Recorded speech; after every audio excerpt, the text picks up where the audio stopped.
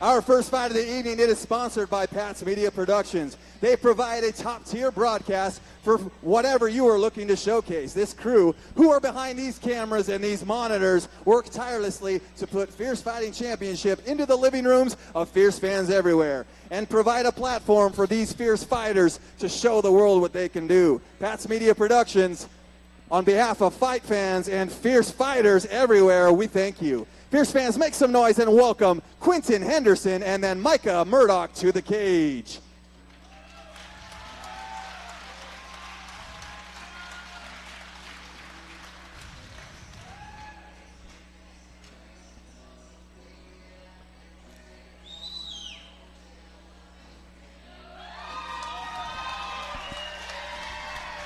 First fighter on deck, enter Quentin Henderson. Andrew, only 8 months of MMA invested, but led by his older brother John, who holds a 3-1 amateur record and is quickly rising the ranks in Utah.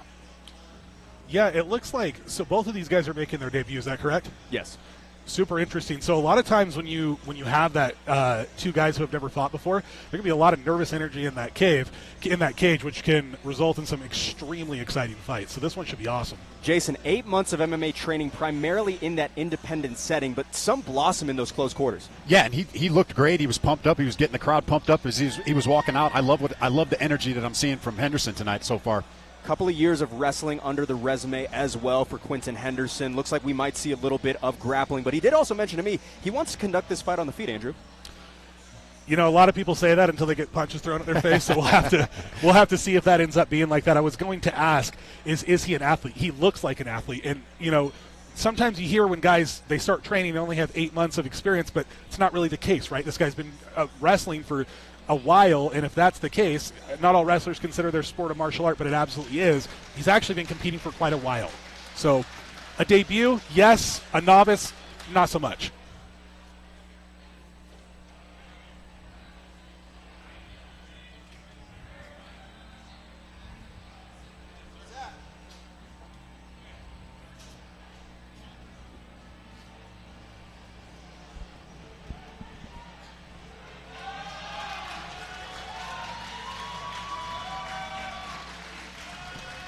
All right, on the other side tonight, here is Micah Murdoch. Jason, a state-placing wrestler with 18 months of work to show out of Agema. Their debuters typically render optimal results. Yeah, as Andrew just touched on, anytime you see a guy that has that wrestling background, you know they're coming a little prepared. And then when you also see that Agema, Provo, Utah, you know they're coming out of a legit gym. Dana Ristabal's down there, Amy, Court McGee's down there training. They got a stacked room down there in Provo, Utah at Agema. Yeah, Andrew, he told me that he joined Agema because he knew of Court McGee through competing with his son Isaac in wrestling. Isaac, a prominent name in the 5A wrestling world, and now, 18 months later, again, here to make his first walk ever. Yeah, when I saw him walk out, obviously got Dana in his corner over there. Quentin might want to conduct this fight on the feet. I highly, highly doubt that is what's going to happen if this guy's a wrestler and he's over there training at Agema. More likely than not, we're going to see this thing hit the mat. Micah Murdoch told me if all goes according to plan, he's going to a concert at Red Rock tomorrow to see Kaleo. So the trip over to Morrison, Colorado is still in the air, but we will have to see how things fare over the next 9 minutes or so. But Jason, still got plans after Saturday night. I love it. I plan ahead. Let's go. Let's get a W tonight, and let's go enjoy a concert.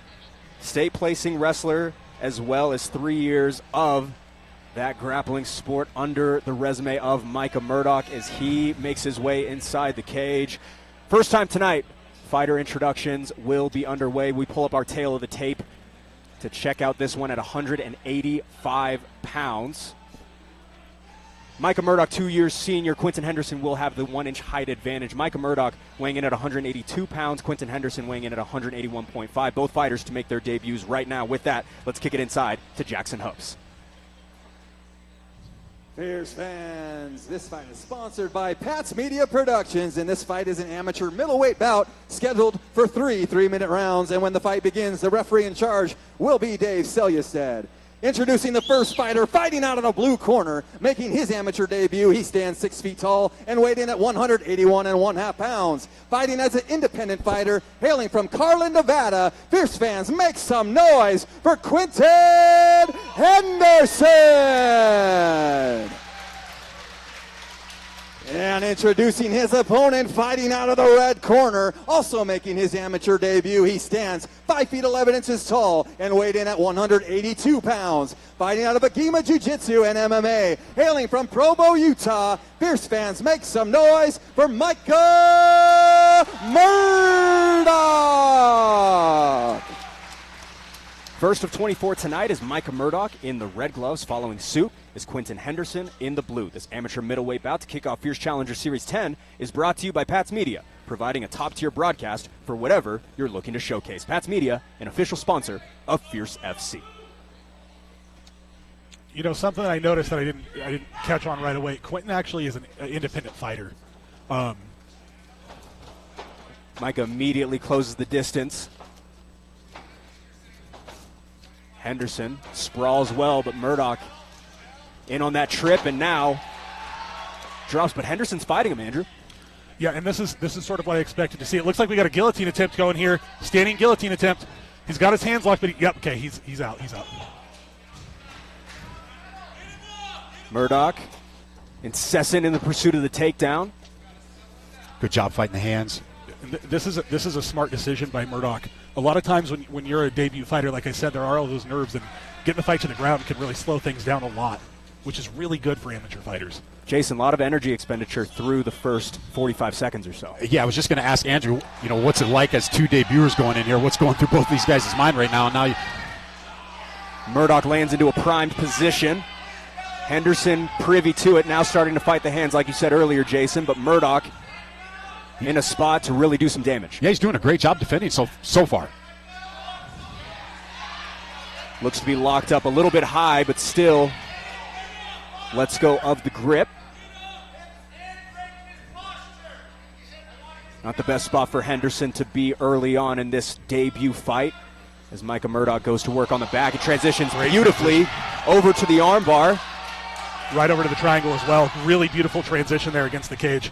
And he's being very offensive in his jiu-jitsu. You love to see that, especially from a guy who doesn't have any fights yet. And now Murdoch's on the back.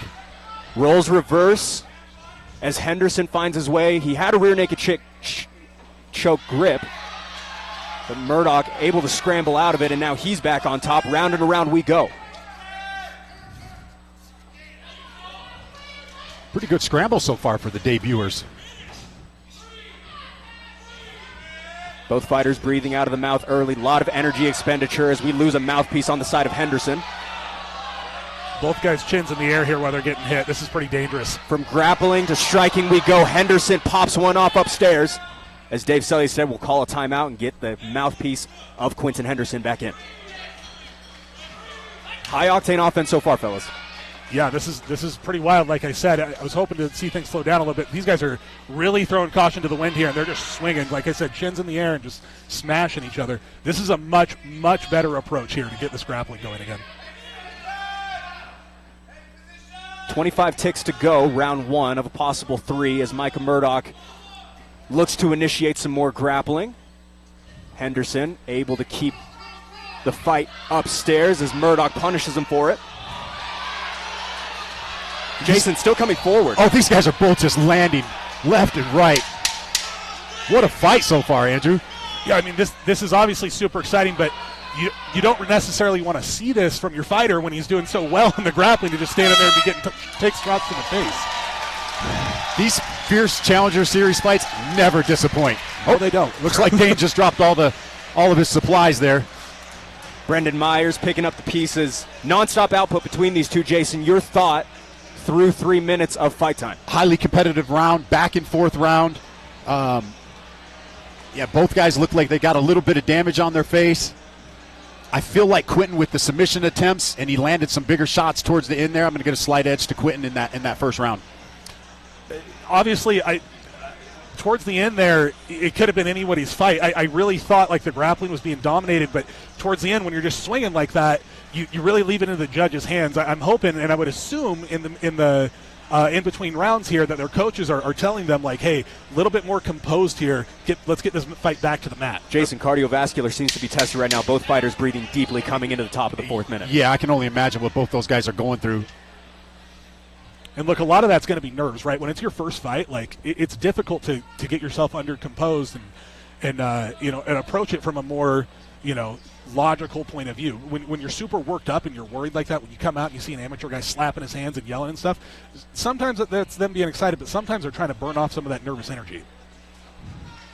Top of the second round we go. 2 debuters here at 185 pounds. Thudding shot lands for Henderson, but Micah Murdoch answers right back. Murdoch's landed a nice one, too. Murdoch has used his jab very well. He landed a 3 or 4 tough jabs in the first round, and he came out and landed a nice 1-2 to start the round here. Henderson utilizes the kicks. Both fighters do. Haven't seen a lot of that thus far through the fight. There it is, that jab again from Murdoch. That is a nice jab. Henderson cocked back the head of Murdoch as we go up against the cage. Murdoch, the aggressor. Henderson is doing a great job. Every single time they have an engagement in the clinch or on the ground when he's getting his back taken, he's really disciplined about having a 2-on-1. And that's really helped him out a lot here. Murdoch looking for the trip. Henderson goes back to the well. This guillotine could be tight. That is really tight.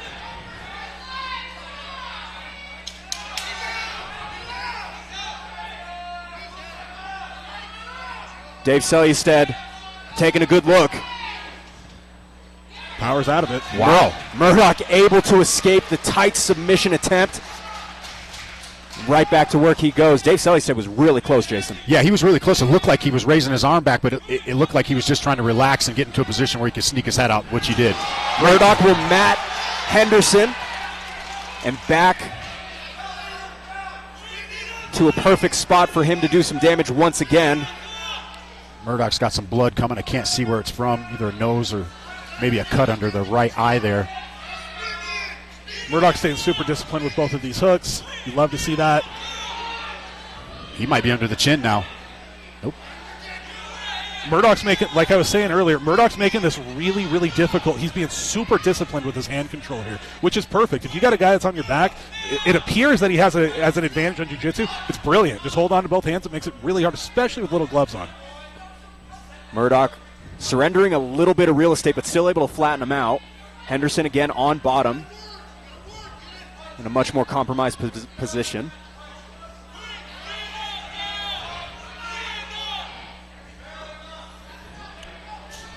Murdoch now slaps on a rear naked choke. It's tough to see from the angle that we are at.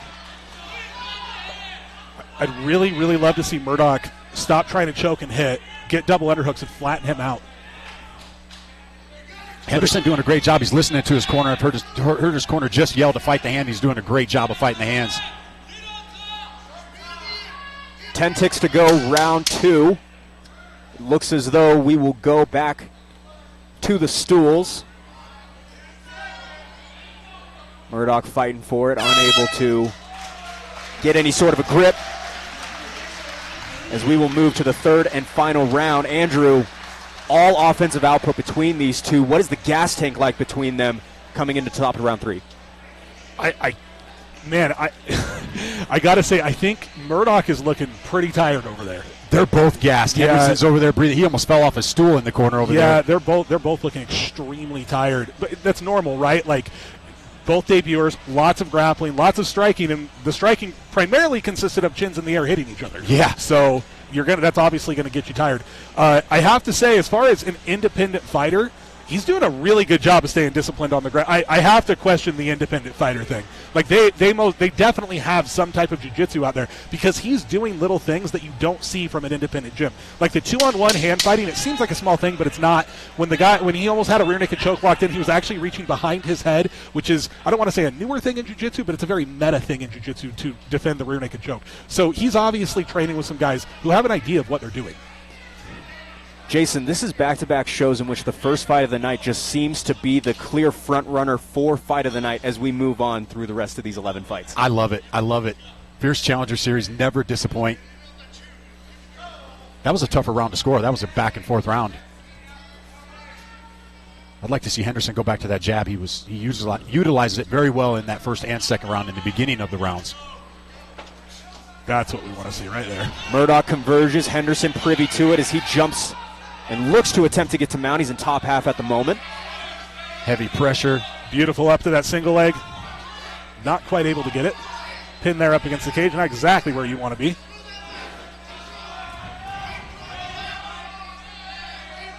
Henderson looking to take advantage of his specific spot in the cage. Henderson might give up his back here. Murdoch's going to slide right to the back. Murdoch finds his way right there. Nice find, Jason.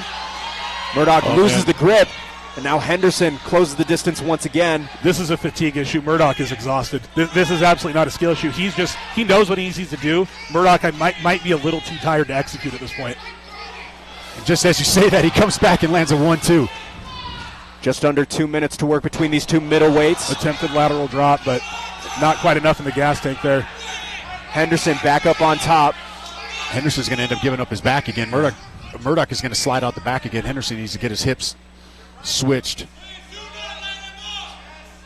Or Murdoch's going to pop his head back and have his back just like that. Henderson needs to turn and face. He needs to get his chest on top of Murdoch's chest. I think they're listening to us, Andrew. This might be an all-time record for most back control in a fight I've ever seen. It seems like every grappling position has ended up right where we're seeing right now. It has.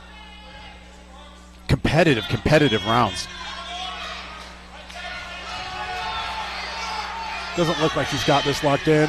Now it's looking a little bit more dangerous. Doing a good job pushing that elbow up. I'm with you, Andrew. I'm not buying this independence thing. You see how he pushed that elbow up like that to get out of that? He obviously knows what he's doing. We got short time here left on the clock, 50 seconds. We'll see if anything can happen. I mean, they're both exhausted, so if a finish was going to happen, this would be a good time to make it happen. How hard is it, Andrew, to get that rear naked choke in with those gloves on? I'm going to be honest with you. A lot of times in fights when you get rear naked chokes, the other guys kind of let you get a rear naked choke. Sometimes you get into fights and it's a little bit harder than you thought it was going to be, and a rear naked choke is an easy way out of a fight without looking like you quit. But neither one of these guys looking like they want to go that route. 25 seconds to decide it. Murdoch still on the back, but Henderson finds his way up. Able to get the reversal just about. Murdoch still has the upper body control, but able to scrape that off is Henderson. As he now attacks the upper body. If I'm Murdoch here, I'm just hanging on. I'm just controlling posture and trying to make the round, time out.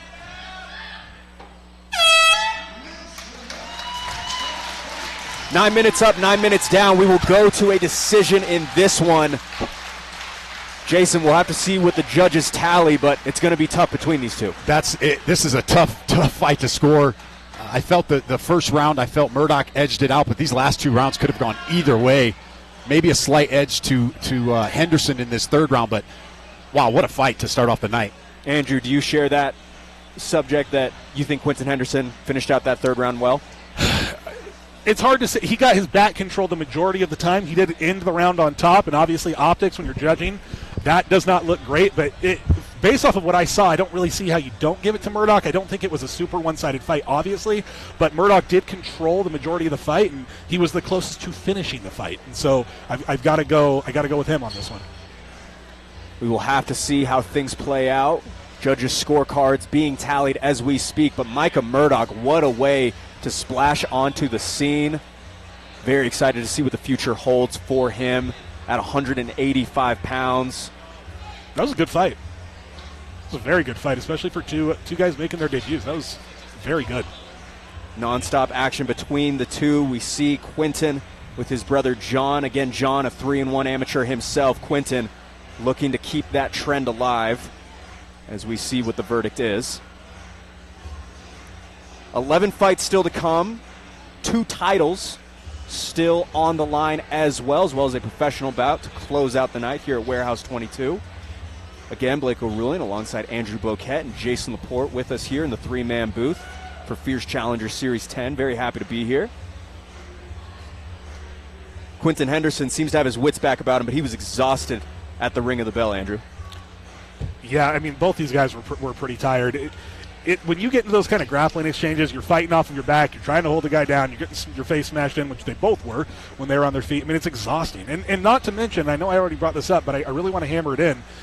When you're making your debut, it's different. Like, you're nervous, you have people watching you, and I don't care how good you are in the gym, it doesn't matter. When you get into this cage and there are people watching you and the other guy actually wants to hurt you, the anxiety levels, they make you more tired than you used to be. All right, looks like we are just about ready to decide it. With a hot microphone, here is Jackson Hopes.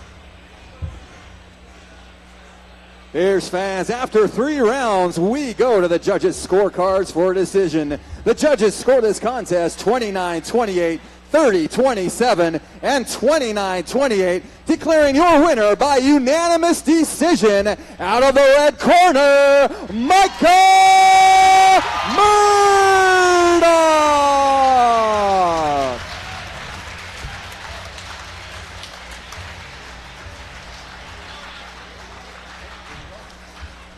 All right, ladies and gentlemen, let's give it up to both of these fighters, debut fighters, putting on a phenomenal performance tonight.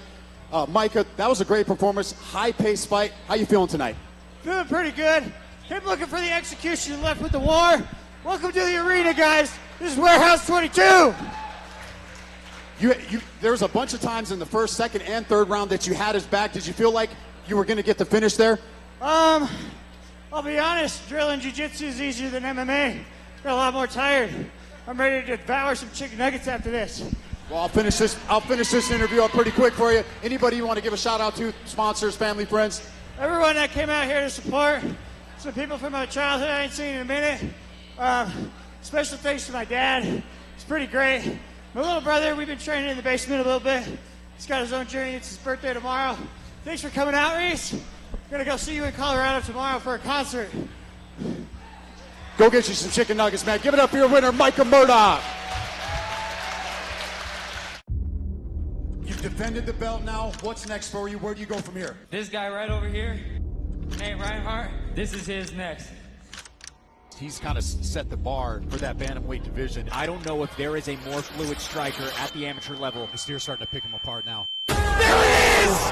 Nasir Davis is unbelievable! That right hand was nuclear. No one is going to stop this kid. Got the crowd on their feet, Blake.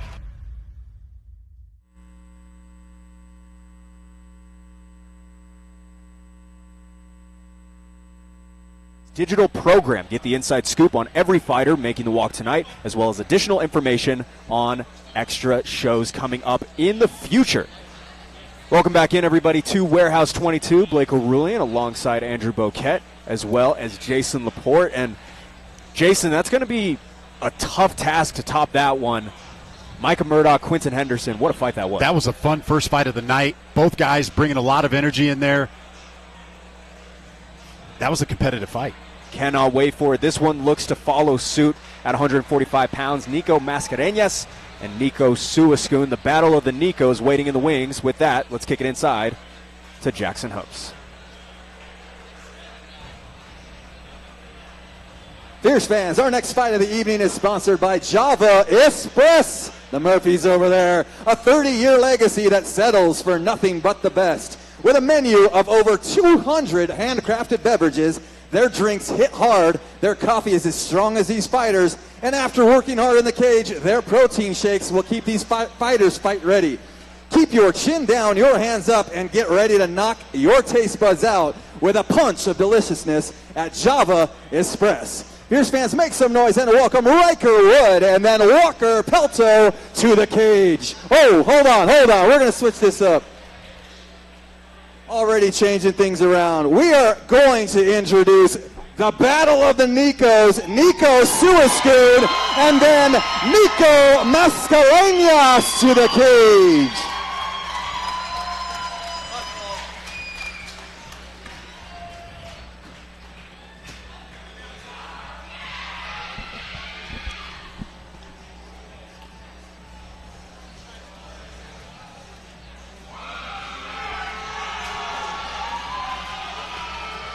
Well, he wowed us in March and looks to do it again. Enter Nico Suascoon.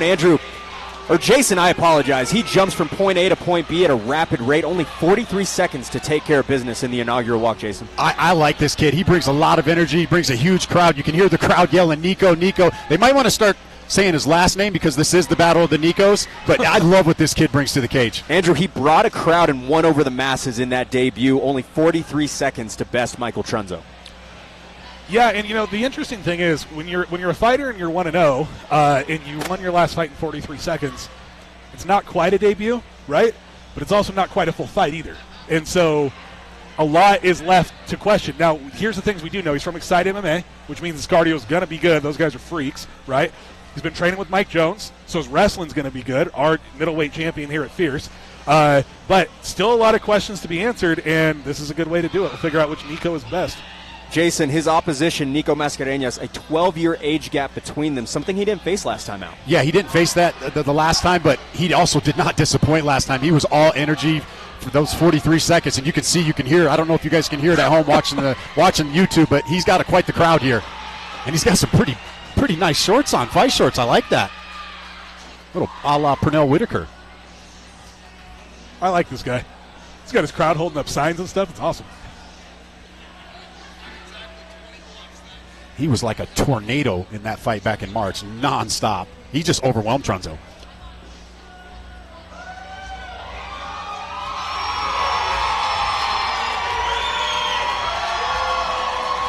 All right, first time for everything. Here is Nico Mascarenhas. Andrew, 31 years of age with years of experience in his back pocket. He knew he wanted to participate in something like this before the window of opportunity closed up on him. You know, this is a really interesting, the approach is so, wow, listen to that. Wow. Isn't that awesome, Jason? It's the battle of the Nikos in the crowd. That's so awesome. And totally different approach here to the fight, right? So first Nico comes out, and crowd goes crazy. He's freaking out, flashy shorts. This guy walks out, and he's all business. Yeah. And then his crowd starts going. Yeah, his crowd's going nuts. All right, well, let's see the intangibles between these two at 145 pounds as we pull up our tail of the tape. Nico Mascarenhas versus Nico Suascoon. Again, that 12-year age gap between the two. Mascarenhas will be the taller man in there by 1 inch, standing 5'6". Mascarenhas weighing in at 144 pounds. The Suascoon weighing in at 143.5. Mascarenhas to make his debut right now. As for Suascoon, he holds a record of 1-0. Nico Mascarenhas, also coming out of Tooele Martial Arts Academy. They're 2-1 6 months into 2024, Jason. Yeah, this is going to be very interesting. I'm really excited to see how this fight goes tonight. Always love when the Tooele Martial Arts Academy guys step into the cage. Shout out to Brandon out in Tennessee. I know you're watching, brother. You know, he told me last night, he said, everybody watching this broadcast doesn't know who you're shouting out. Well, the guys out in Tooele know who I'm shouting out, Brandon. Shout out, brother. It's been over 2 years on a hot microphone together. I don't think you've ever missed it once. I absolutely love it. All right, with that, we're going to kick it inside to our man, Jackson Hopes. Fierce fans, this fight is sponsored by Sprinkleberry Cakes and Desserts. This battle of the Nikos is an amateur featherweight bout scheduled for 3 3-minute rounds. And when the fight begins, the referee in charge will be Dave Selyusted. Introducing the first fighter, fighting out of the blue corner, holding an undefeated amateur record of 1 win and 0 losses. He stands 5 feet 5 inches tall and weighed in at 143.5 pounds. Fighting out of Excite MMA, hailing from Lehi, Utah. Fierce fans, make some noise for Nico El Changuito Suascoon. And introducing his opponent, fighting out of the red corner, making his amateur debut. He stands 5 feet 6 inches tall and weighed in at 144 pounds. Fighting out of Tooele Martial Arts Academy, hailing from Tooele, Utah. These fans, make some noise for Nico Mascarenhas. First time for Nico Mascarenhas in the red gloves. On the other side is Nico Suascoon, who will swing with blue. This amateur featherweight bout is brought to you by Sprinkleberry Cakes. Delicious cakes and desserts galore in Clearfield, Utah. Sprinkleberry Cakes, an official sponsor of Fierce FC. Dave Selyusted, the third man in the cage here tonight. All 12 fights will be under his order here at Fierce Challenger Series 10. So far in the battle of Nikos, Mascarenhas has the loudest crowd pop so far. Definitely does. Mascarenhas, snappy with the leg kick early on. He'll strike first. Mascarenhas immediately closing the distance as Suascoon tries to sprawl out.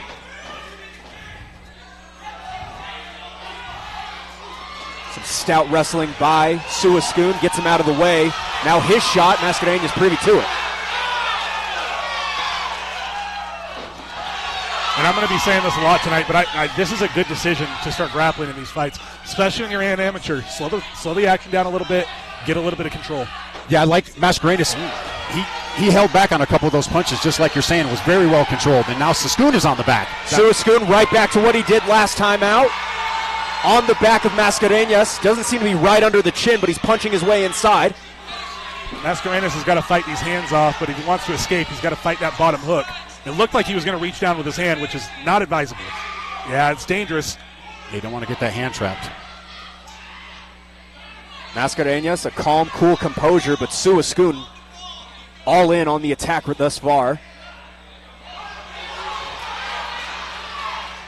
Jason, the exact same entry into back control as he had over Michael Trunzo back in March. Yeah, little calmer approach in his second fight, but same exact result so far. He's right on the back of Mascarenas and doing damage. Mascarenas keeps reaching down for that foot. He needs a hip over and get his back onto the mat if he wants to escape, but he's not really picking a side. He's kind of floating back and forth between two. Potential ankle lock here. See if he can get it. Very rare to see in MMA or jiu-jitsu. Looks like he's going to let it go. Suskun remains atop, but Mascarenas doing everything he can to peel him off. Getting the crowd back into his favor is Mascarenas, but Suskun not going out without a fight. Yeah, looks like he's able to reverse that. Now he's on top, landing some big shots against the cage. And Suskun's trying to get his hips going, but he's pinned up against that panel. He's got to make space. He's got to move. This is the last place you want to be. You cannot be pinned up here against the cage taking these shots, especially from a guy who's older and probably stronger, right? I mean, you lose something with age, but strength is not typically one of those things. Yeah, especially at 30 years old. He's got his full strength right now, and he's raining down big shots on Suskun. He's got to move, or the referee's going to stop this fight. He's got to. Amateurs are not going to let this go on for much longer. He's going to have to move, and it looks like it's probably going to get called. There it is! Nico Mascarenas, a star is born in Syracuse!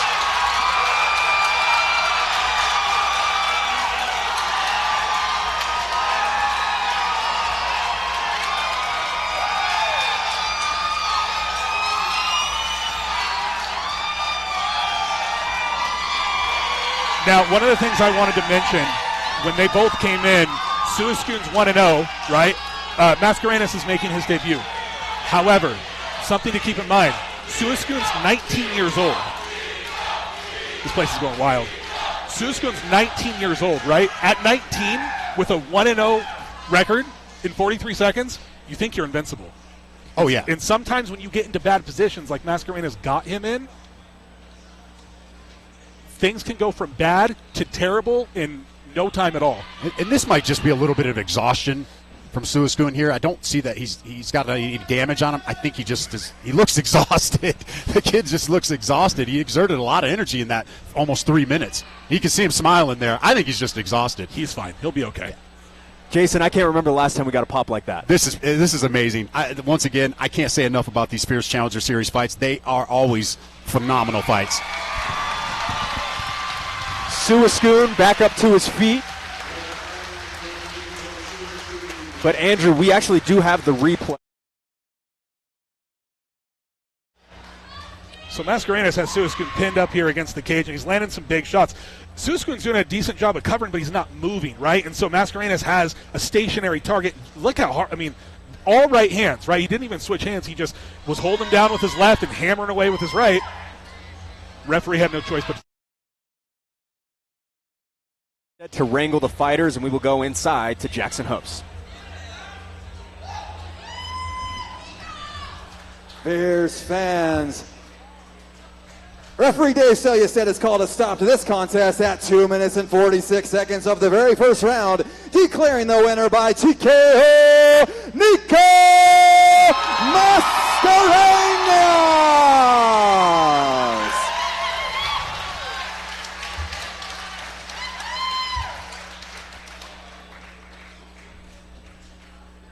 Nico, you got your mouthpiece out? Coming to this side here. I got to be on my good side. I got to have a good angle here. Ladies and gentlemen, here with your winner, Nico Mascarenas. Nico, that was a phenomenal fight, man. That was a high-paced match for your debut fight. Was that what you were expecting coming in here tonight? Yeah, I mean, like, after his last performance, man, like, he killed it out there, so I was expecting him to bring it, you know. Yeah, the kid's a stud. He brought it tonight. It was all energy. He had you in a tough spot in there. Did you feel like you were in any danger there? A little bit. I was just listening to my coaches. I was over here on my corner, and they were just talking me through it. I felt okay. I'm going to take a look at the screen over here. Walk you through this finish and kind of talk me through there. It looks like you're landing some big shots. Did you feel like you had it, that this was the end of the fight here? I wasn't sure. He wasn't giving up, man. The kid's tough. I just kept going for it, listening to my coaches. Are we going to see you back in the cage? I think so. That was pretty fun. Anybody you want to give a shout out to? Oh, shout out to the wifey April. I love you so much. Without you, this wouldn't have been possible. My coaches, Keith and Boomer, thank you guys so much. All my teammates in Tula, you guys know who you are. Y'all got to stop sleeping on Tula. We train hard out there. We kick asses and we win fights. Shout out to my sponsors, AMJ Construction. Get a basement framed house built. Hit them up. My boys Ruben and Blotti, R&B Building Services. They do honest work. Hit them up for any of your heating and cooling related issues. Ooh. Congratulations again. Give it up here, winner Nico Mascarenas. Oh, one more thing.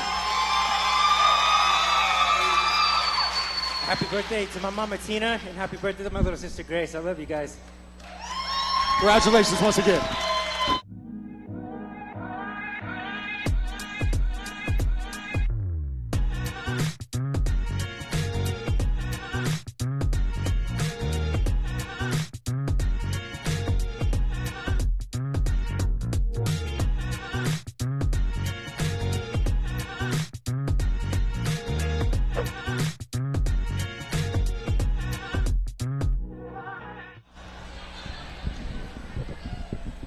Welcome back in to Warehouse 22 here in Syracuse, Utah for Fierce Challenger Series 10. Nico Mascarenas. That's a new name to remember, Andrew Boquette. Yeah, it is, and I want to point out, and I'm sure everybody on the broadcast saw that, but as soon as Suskun didn't get up, Mascarenas was genuinely concerned for his opponent. He really was.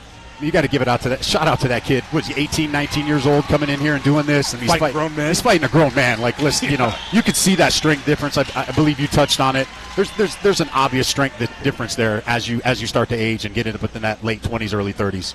1,000%. When I turned 30, 31, 32, and then I really started lifting, it absolutely changed my jiu-jitsu game. Well, and yeah, like there's a distinct. You can be 19 and you got to be really, really good to make up for that strength difference. Well, when you get over 40, it's going to change even more. Riker Wood and Walker Pelto, two of Idaho's finest, ready to make the walk. With that, let's go back inside to Jackson Hopes. Fierce fans, the last fight of the evening was sponsored by Sprinkleberry Cakes and Desserts, but we did the blurb for Java Express, so I'm going to do Sprinkleberry right now. Located in Clearfield, Utah, Sprinkleberry Cakes and Desserts by Raquel is the place to go for all things cupcakes, pies, custom cakes, desserts, and more. For your weddings, birthdays, special occasions, or even if you just have a sweet tooth you need to take care of, stop by Sprinkleberry Cakes by Raquel. Fierce fans, make some noise and welcome Riker Wood and then Walker Pelto to the cage.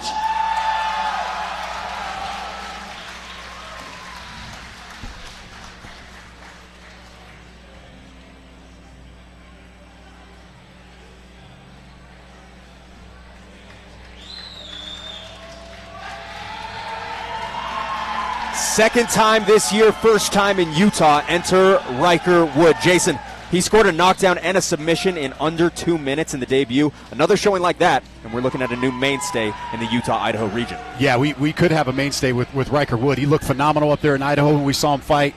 I'm really curious tonight of what he's going to bring to the cage. He's bringing a lot of energy. He's happy, pumping up the crowd. You see him smiling there. Looked good at weigh-ins last night. Andrew, MMA specifically for 8 months. He took fight number 1 with only 4 months of experience, but got it done in the first round. Another one of those guys, right? I mean, so look at him. First of all, he's a big 185er, right? He's standing over there. He's considerably taller than everybody he's standing next to. And he looks, again, to be another athletic kid. And so anymore, it's you cannot trust when someone says, oh, I've been training for 4 months. Well, that might be true. He might have been doing, MMA for 4 months. you've been doing jiu-jitsu since you were 5? You know, like we don't really know anymore. And especially when it comes to athletes, right? People that are high-level athletes, it changes the dynamic of fights. We see Lane Dalton in his corner out of Dark Horse BJJ and Eagle, Idaho. Dalton fighting Kamuela Mamone later on here tonight. That's going to be a big one on pay-per-view. Oh, that's Jason. a big one. Anytime you see the last name Mamone on a fight card, you know it's going to be a banger. Not just one, we got 2. We have 2 tonight.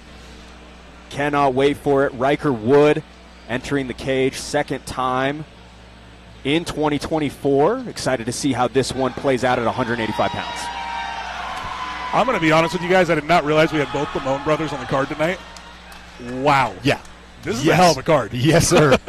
Pay-per-view available currently at FierceFightingChampionship.com. Can't miss fighters on pay-per-view later on here tonight.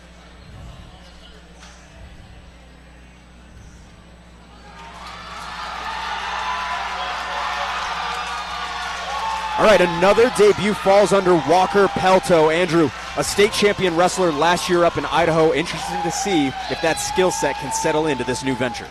Yeah, you know, a lot of times you see these wrestlers, they make their, they cross over, and I'm a firm believer, obviously, as everybody should be at this point, that wrestling is by far the best base for mixed martial arts, but there's a really, really big difference between wrestling on a wrestling mat, bent over at the waist, and wrestling inside of a cage, right?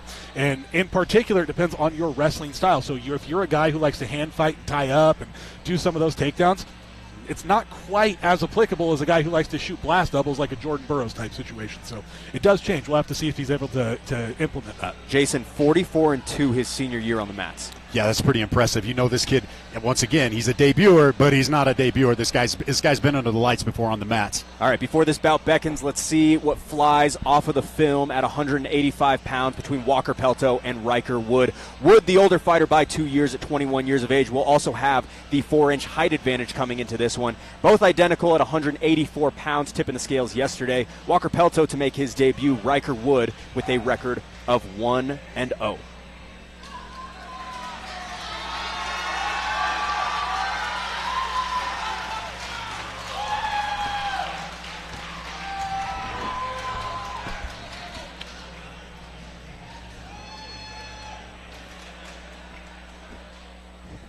Fierce fans, this fight is sponsored by Java Express. This fight is an amateur middleweight bout scheduled for 3 3-minute rounds, and when the fight begins, the referee in charge will be Dave Selyustad. Introducing the first fighter, fighting out of the blue corner, holding an undefeated amateur record of 1 win and 0 losses. He stands 6 feet 3 inches tall and weighed in at 184 pounds. Fighting out of Dark Horse Brazilian Jiu-Jitsu, hailing from Star, Idaho. Fierce fans, make some noise for Riker Wood!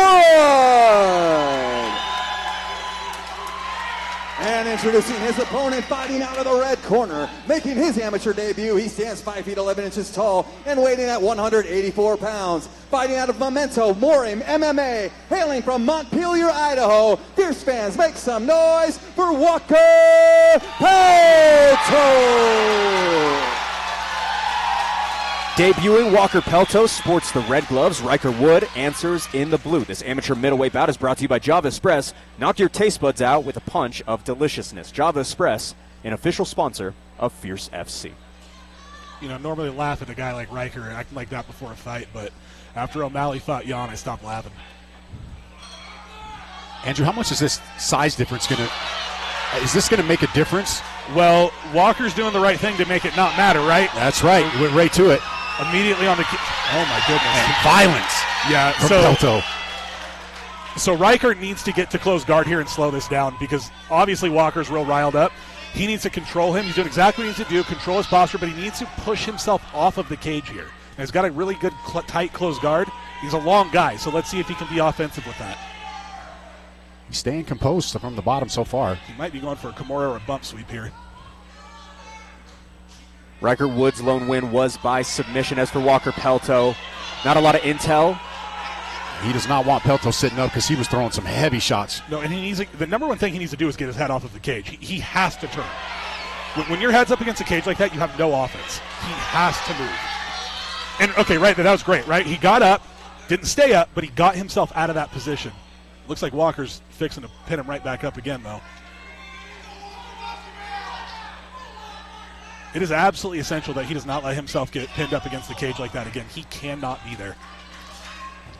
I'd like to see him use his legs a little bit more instead of keeping that guard closed, maybe open it up and try to use those legs to push away like he did. He might looked like he was trying to set up an armbar there, but right back to the closed guard. Pelto peppers in a shot quickly. Riker brings him back into his guard.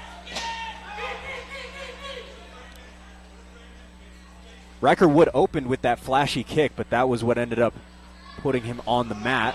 He's looking for that bump sweep that I was talking about before. His corner is calling for him to get a knee across and make some space, but you can't do that when you're up against the cage. He's got to push off and there. Oh, but right back to it. Walker is being extremely disciplined about driving him up against the cage here. Again, Walker Pelto, a state champion wrestler in Idaho in the two-way class just last year, as he throws another shot at Wood.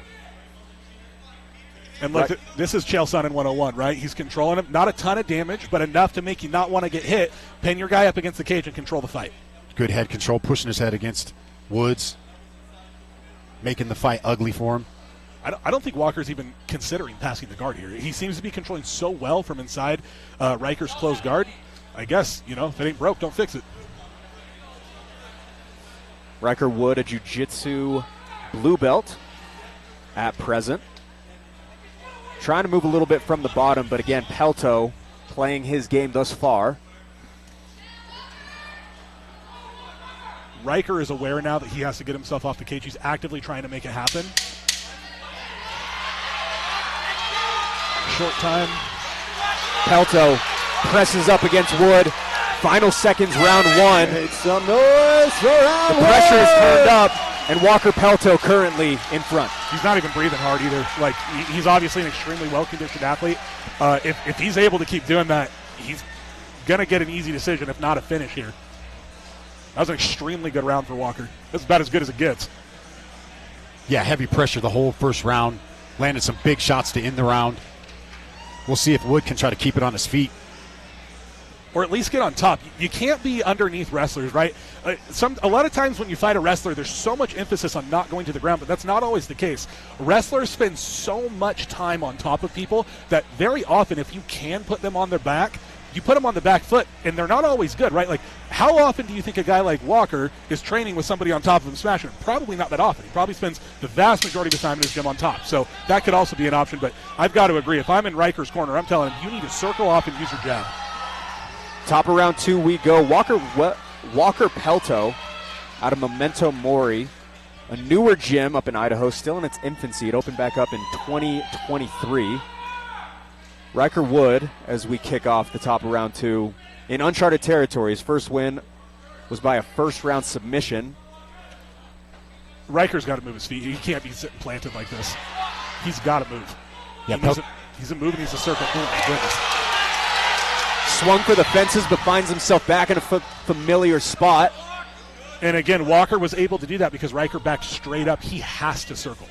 If you back straight up on a wrestler and there's a cage behind you, you're going to the mat. He's got to move. He's got to move his feet. Jason, they're talking back and forth a little bit, too. Yeah, I didn't hear what each one was saying to each other, but I like it. I'm here for it. And they're right in front of us. Pelto invests into the body. And that's the wrestler special, right? Body, body, head. Body, body, head. Like, it's a mantra almost in MMA gyms at this point. And there's a reason it still works.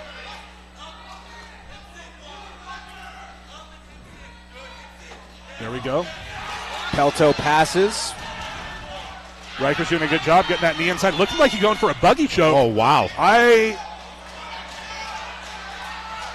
wouldn't necessarily recommend this in an MMA fight, but maybe he knows something I don't. I don't know if it picked up in the camera. That's probably why I wouldn't recommend it, right? But doing that sometimes can make yourself go into the choke. Okay, he actually made it a little deeper for himself there when he did that. Pelto doesn't look like he's in any trouble. It doesn't look like he's in any danger. He's not in a great spot either. Initially, he was okay, but when he picked him up and slammed him there, I mean, you can look at his face. That got a little tighter. This went from almost, okay, now it looks like he's going to be able to get out. Perfect. All right, there we go. Pelto strong. Pelto moves into mount and now punishes from the top, raining down shots. Yeah, that buggy choke might have been a little bit of a Hail Mary there because as soon as it didn't work, things got really fast, and this gift wrap may seal the deal here. Pelto in a prime position to finish this one. 1 minute to go, round two. Plenty of time to work as he bounces the head off of the canvas. And he's going to transition to a head and arm choke here, and it's deep already, but Riker's doing the right thing. He's trying to answer the phone, going behind the leg. Good defense here by Riker. I'd like to see Pelto get his knee on the stomach right here to finish that.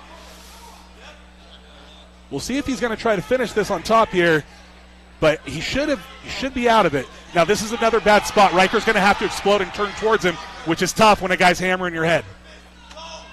And these are not soft shots. We can hear these, can't we? Pelto now able to wrap up the rear naked choke. There's the tap. Walker Pelto taking care of business in the debut. That was very offensive on the ground there. That was some nice work by Riker, or by Walker, excuse me. Dominant performance. Back-to-back emphatic finishes. Walker Pelto, a new name to remember up in Idaho. That was pretty dominant. As far as like a fighter, an amateur making his debut, to control the action like that's pretty impressive. He really was never in trouble at all. Controlled the fight the entire time. I don't even know if he got hit. Do you remember him getting hit? That was an incredible fight, especially for a debut. Really good stuff there. All right, this replay is brought to you by. So here we go. We got gift wrap control while he's mounted on top of him, hammering away at the head. Being very disciplined, by the way, about not hitting to the back of the head and possibly getting a reset on the action. Goes to the choke, got one hook in, but I think at that point was everything leading up to the choke, and sometimes that's enough. It doesn't need to be perfect. It just needs to be, effective. And Walker Pelto certainly effective in his onslaught while they're on the ground. All smiles on the side of Memento Mori as Walker Pelto is going to advance to 1-0. Looks like we are just about ready to make it official. We'll kick it back inside to Jackson Hopes. Here stands referee Dave Selyuset has called a stop to this contest at 2 minutes 29 seconds of the second round, declaring the winner by submission due to rear naked choke. Out of the red corner, Walker Pelto.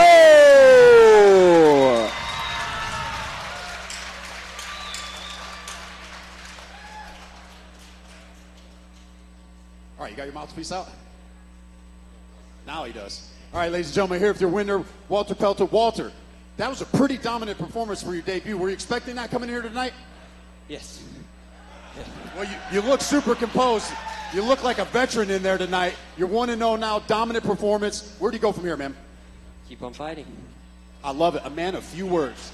Any sponsors, family, friends you want to give a shout out to? Yes, I want to thank God. I want to thank my family, my coaches, my friends, Cash Valley, MMA, Colossal Fight Company, Memento Mori, and everybody who helped me train. I love it. Can't wait to have you back in here, ladies and gentlemen. Give it up for your winner, Walter Pelto. Hard to win. And you should have another one to go. And people ask me all the time, bro, you're 37. You train so hard. I'm going to show you guys a secret. What get me going? This is what get me going. Yoshi Hydro, developed by one of the best dietitians, Marcelo Frel. That's the first thing that I take. I've been taking after weighing. So I go to UFC and make the weight. That's the first thing that I take for recovery. And that's the thing that's going to get me going to the next session. Yoshi Hydro. I told you guys, the second round is done. Yoshi Hydro. That thing going to get you going. Make sure you get yours. Back inside Warehouse 22, and you can scan the QR code on your screen right now for access to Fierce FC's digital program. Get the inside scoop on every fighter making the walk tonight, as well as additional information on future shows. Jason, Walker Pelto, Nico Mascarenhas back-to-back. Performance of the night competitors right there in front of us. I like this Pelto kid. That kid showed a lot of composure for a debut. He's a young kid, a lot of composure, a lot of cage control. Watch out for that kid. Andrew, lots of promise between these two debuters that we've seen in front of us, not to mention Micah Murdoch, who pulled out a nice decision win as well. Yeah, absolutely. When you see a guy like Walker come in there and he controls the fight like that with his background, which is wrestling, and not get tired and not get crazy because of the pressure and everything, that's scary, right? He's not even good yet. For his own skill level, he's not good yet. It's going to be really interesting to see where that guy ends up. If he continues going a year, 2 years, 3 years from now, he's going to be terrifying. Non-stop action here in Syracuse, Utah, Fierce Challenger Series 10. We'll see if that trend continues here at 125 pounds between Dante Morales and Devin Monty. With that, let's kick it inside to Jackson Hopes. Fierce fans, our next fight of the evening is sponsored by Drip Swag. Are you looking for promotional products? At Drip Swag, they will supply your company with every possible promotional product from over 3,000 suppliers. Visit them online to find all sorts of apparel, bags, writing instruments, tech products, and drinkware to boost your return on investment and leave a lasting impression with your customers. Drip Swag, the pro in promo. Fierce fans, make some noise and welcome Devin Monty and then Dante Morales to the cage.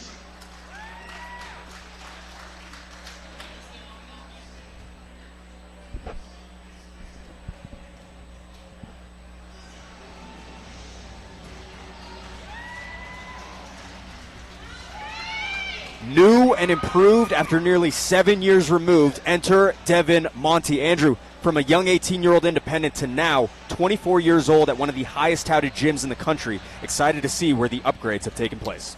Yeah, Syndicate's got some dogs, and sometimes those fighters that take 7-year breaks, they come back and they're firing on all cylinders. So. Sounds like someone we know.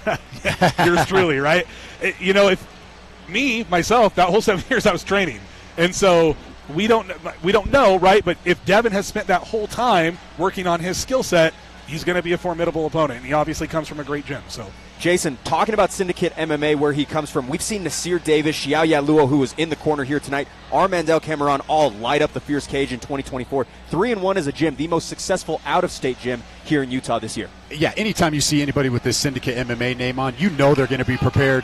I would venture to say, and I'd put my money on, this kid's probably been training these last 7 years and getting ready for this, so they wouldn't have him up here.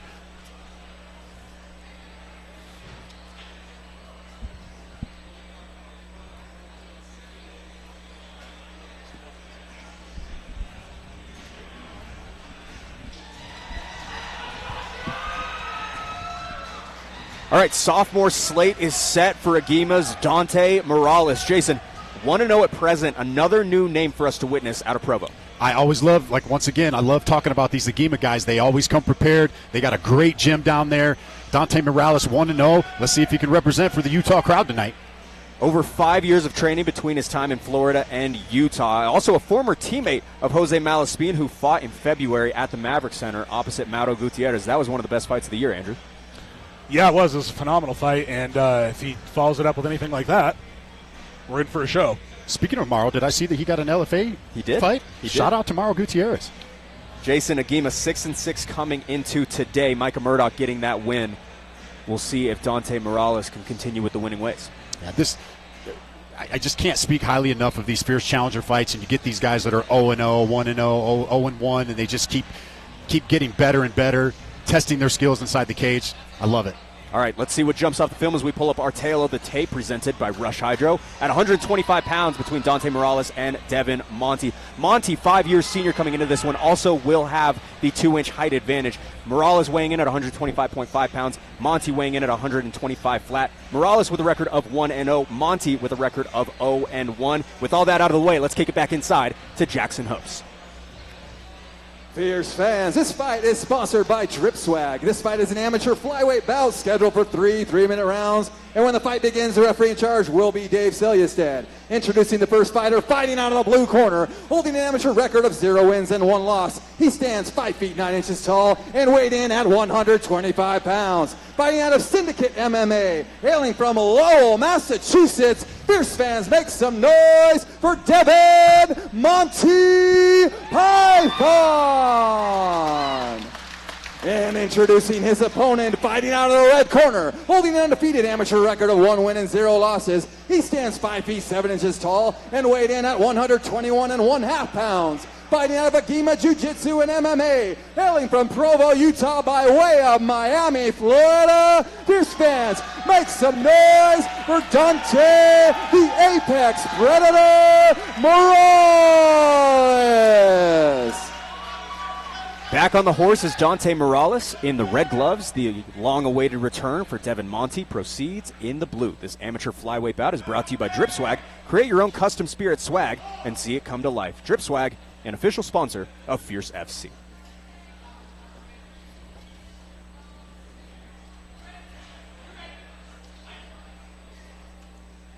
Morales looks like Brendan Myers there. Myers in his corner. He's been a reliable resource for him as Monty attacks upstairs early with a snapping shot. Solid leg kick by Morales. I do not love the way, shin to shin there, you don't like that. I do not like the way that Devin's floating his left hand down there, especially in MMA where overhand rights are so prevalent. He's got to be careful of that, especially with a guy that's as explosive as Dante. Dante Morales fought back in February down in St. George, Utah. A 1,500-foot elevation jump here tonight.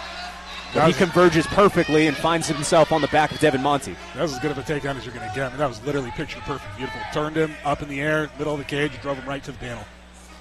You'd love to see that. Devin has got to work.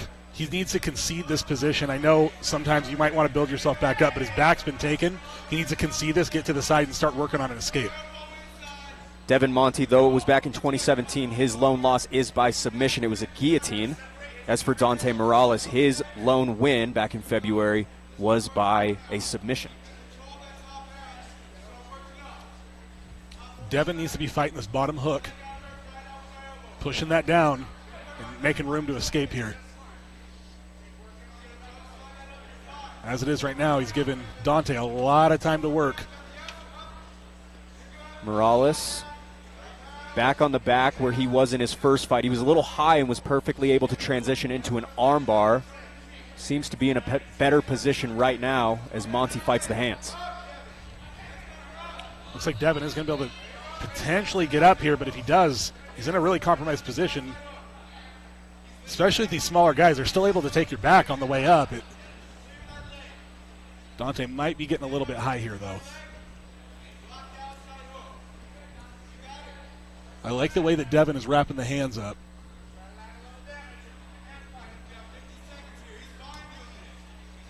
Dante's trying to get that top hook in.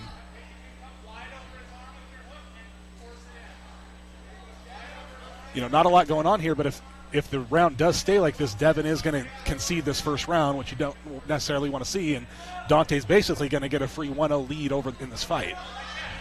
Able to get that second hook in, and now in the process of flattening him out, Monty Valiant in the pursuit of getting back to some sort of position to get out of this. Devin's doing a great job of keeping those hands wrapped up, and as long as he does that, especially with these gloves on, he'll be okay. But flattened out on the mat, you know, you're kind of biding time here. And there he goes, he's building himself back up. Dante with the body triangle, but with only 10 seconds left, probably not going to be able to do much with it. That being said, as I indicated, does give up the first round due to control. That'll close out round one. Jason, your thoughts through 3 minutes? Yeah, not quite the action-packed rounds we saw in our previous fights, but it went to the ground. We saw some little hand fighting in there. Morales getting the back of Dante. Or Monty, excuse me, I'm sorry. I'm going to get these guys' names. Their names are so similar. I'm probably going to mess these up for the people watching at home. You know what that does? That fighting style does tell me about Dante is that Dante is cool and composed, right? He was in some positions where if he wanted to, he could have created space and landed some shots, but in doing so, he knows he would have given Devin the room that he needed to escape, right? It's sort of a double-edged sword here when you're landing strikes on the ground. Instead, he chose, which in my opinion is the smarter thing to do, control the action, stay on top, keep your dominant position, and just win the round. Dante Morales' first fight went to only a first round. This one moving in to the second. We'll have to see how the gas tank holds up, but seems to be fresh as can be. Headed into the top of the third. Again, this is the fourth of 6 here on our prelims, live on YouTube. We will move the pay-per-view over to FierceFightingChampionship.com. Still available for purchase right now.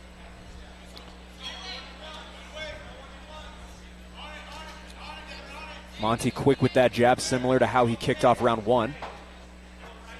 Seems like everybody we see from Syndicate, sharp striking from all the Syndicate fighters. Well, he's got the build for it, right? He's tall, he's skinny, he's long, and it's what you want. I am, like I said, concerned with how low he's keeping his hands against an explosive wrestler like this. When wrestlers can't take you down, they throw overhand rights, and you know he's in the way for that. So I feel like Morales is just searching for that. He's looking for it. Morales getting tricky with the kicks as he lands upstairs.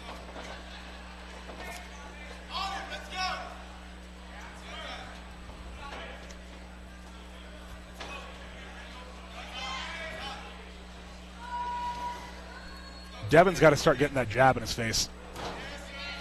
There's that takedown. Beautiful. Morales turns on the Jets, able to close the distance, and Monty back on bottom. Wrap the legs up. Let's see if he goes for the Dagestani Mermaid here. It looks like he'll settle for half guard instead.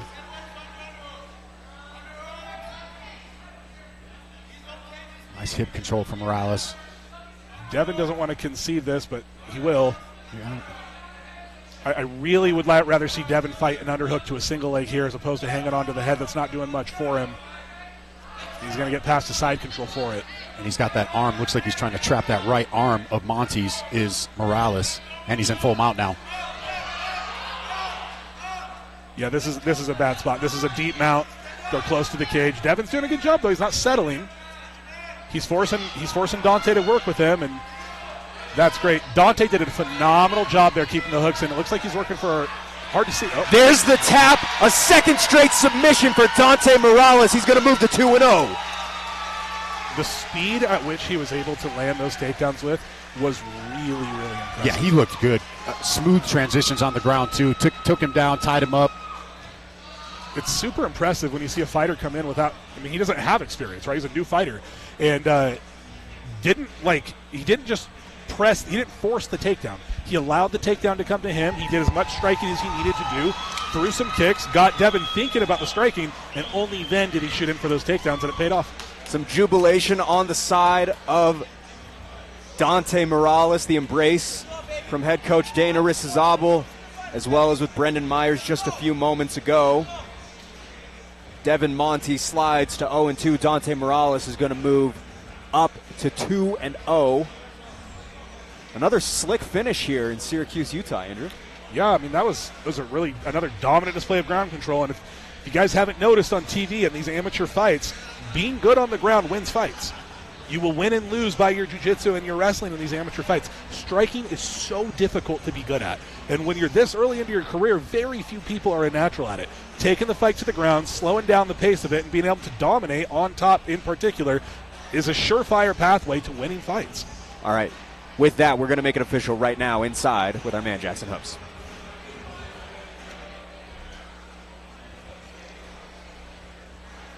Here's fans. Referee Dave Sellius has called a stop to this contest at 1 minute and 51 seconds of the second round, declaring the winner by submission due to rear naked choke out of the red corner, Dante the Apex Predator Morales.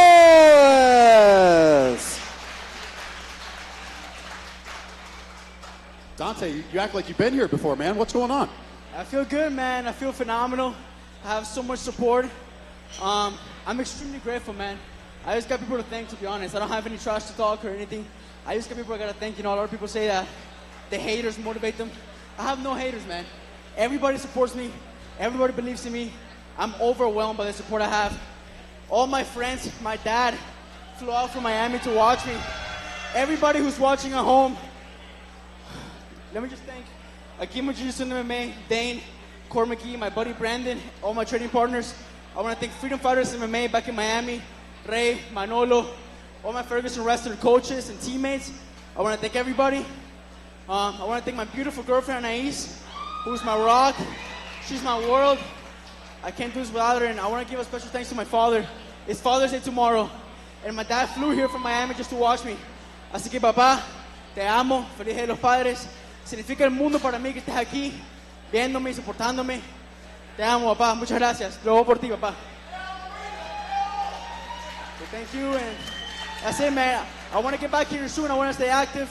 There's a couple events in the summer. I want to do it, man. So get me in there, because I want to stay active. I'm good. I'm healthy. I'll do it again.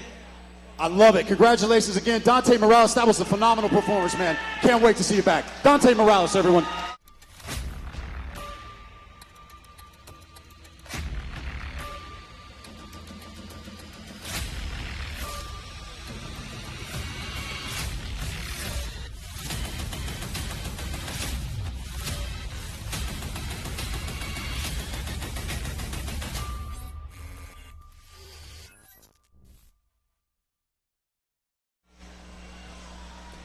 Welcome back inside to Fierce Challenger Series 10, presented by Rush Hydro. Blake O'Rulian alongside Jason Laporte and Andrew Boquette. Dante Morales seems to be another new name. And Jason, we've talked about this for years. This is what Challenger Series is all about. Finding those guys that nobody really knows about just yet, and then they come and reach their peak right here at the Fierce Challenger Series. I think we found one in Dante Morales. That was about as cool, calm, and collected as you could be in the cage. Dominant performance. I'll let Andrew talk about all the transitions because he's been in the cage before. But that was a great performance by Morales. Yeah, I mean, he did a phenomenal job. He was really composed, as I was talking about at the end of the first round. He didn't rush his finish, and that's something that amateurs, myself included, I've done it before too. You rush a finish, right? The guy's not really quite ready to go. You burn your wad trying to get the guy out of there. He's not out of there because he's a little tougher than you expected, right? And now you're tired. And what was once a dominant, easy win is now a lot more difficult because you didn't keep yourself composed, but he didn't fall into that trap. Took the guy down, controlled him, waited for a spot, got into the second round, did the same thing, and then finished his guy. It was really good. 3 straight finishes. We will see if the next follow suit at 135 pounds. With that, let's kick it back inside to Jackson Hopes. Fierce fans, our next fight of the evening is sponsored by Ogden's Own Distillery. Handcrafted is their business, and at Ogden's Own Distillery, they craft spirits that tells the stories of our lives. Born in 2009 and built in the shadows of Wasatch Mountains in Ogden, Utah, they now have a 32,000 square foot facility that includes a retail store, tasting room, outdoor amphitheater, and a sidebar where each of their brands are handcrafted by their dedicated team. Drink responsibly, drink smart, drink Five Guys Vodka and Porter's Whiskey, both crafted by the Ogden's Own Distillery family. Fierce fans, make some noise and welcome Jackson Judd and then Dylan Bolt to the cage.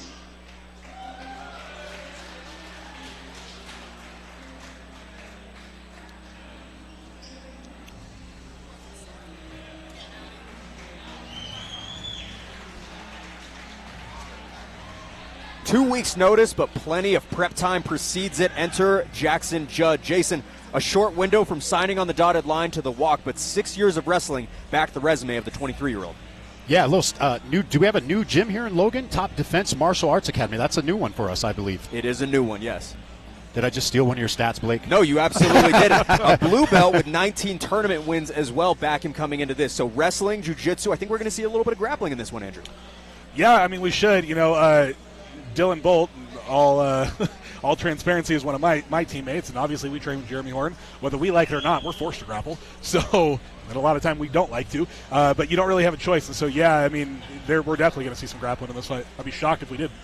Jason, when we're talking about Jackson Judd, a state placer back in 2019, excited to see where he's grown from that young high school student to now 23 years of age. Yeah, really excited to see what he brings tonight. Having that wrestling background, once again, gives him a little bit of experience. He's been out there. He's competed before. He's a competitor. Taking this fight on short notice, he'll be ready tonight. You know, one of the things that people always like to talk about with wrestling is how dominant the skill set is, how effective it is to get somebody to the mat. But something people often overlook is when you're wrestling like that, you compete all the time. You're winning and you're losing all the time and you're performing all the time, and that means a lot.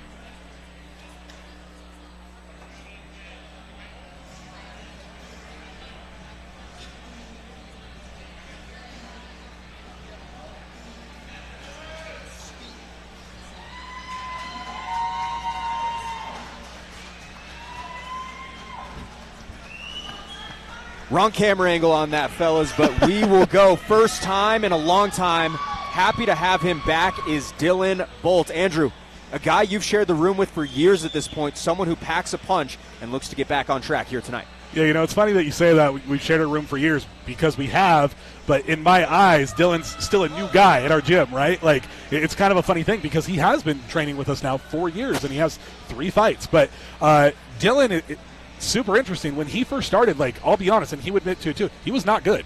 He has willed himself to get himself to the point where he is as competent of a fighter as he is, and I'm excited to watch him compete and, you know, see how he does. Jason, his last 2 fights, he has 1 win and 1 loss, only landed 4 total strikes in his last 2 fights, but he heaves a heavy left hand.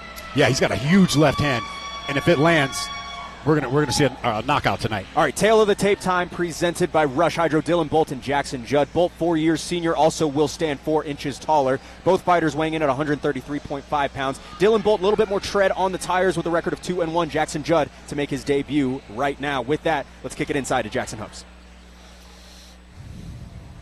Fierce fans, this fight is sponsored by Ogden's Own Distillery. This fight is an amateur bantamweight bout scheduled for 3 3-minute rounds. And when the fight begins, the referee in charge will be Dave Selyestead. Introducing the first fighter fighting out of the blue corner. Making his amateur debut, he stands 5 feet 6 inches tall and weighed in at 133 1/2 pounds. Fighting out of TDF Martial Arts Academy, hailing from Logan, Utah. Fierce fans, make some noise for Jackson the Lion Judd.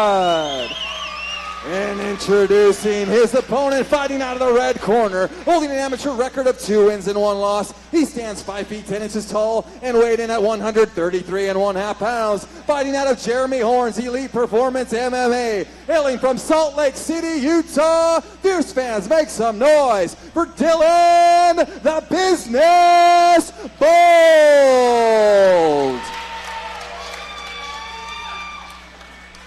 Long layoff, but back is Dylan Bolt in the red gloves. Final debuter tonight is Jackson Judd, the dance partner, in blue gloves. This amateur bantamweight bout is brought to you by Ogden's Own.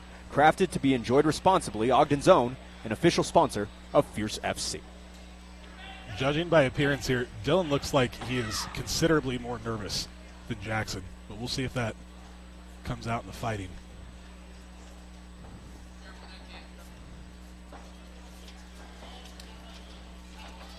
Dylan leading with a lot of front leg kicks, which I don't really love to see. Bolt closes the distance and immediately takes down Judd. Only 20 seconds in. You know, this is something we've been working a lot at the gym, is getting Dylan to engage in the grappling. Nice to see him doing it. Here we got a little scramble going on, so he ends up on top. Judd finds his way seamlessly to the top, now wrapping up. Looks like he's got that locked in. And that's tight. It looks like locked in. Dylan's got to fight. He's got to get his hands up and pull that hand away or escape the hip. He's got to pick something and go for it. There's the tap. Jackson Judd, a 5-star finish in Syracuse.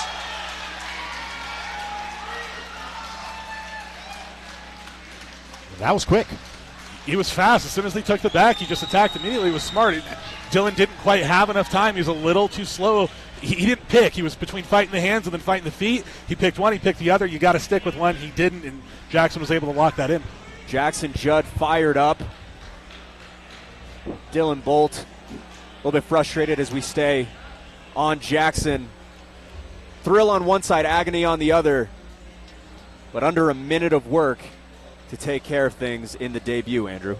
Yeah, you know, sometimes it hurts, and Dylan's not a bad guy. He's a great guy, but when you train so hard for something, you put so much work into it, and then to have a result like that, it hurts. It's the loneliest sport in the world, as they say. All right, looks like we are just about ready to make things official. We'll wait a few moments as Jackson Hopes is ready to go. Dave Selyestead to bring the fighters back over to the center.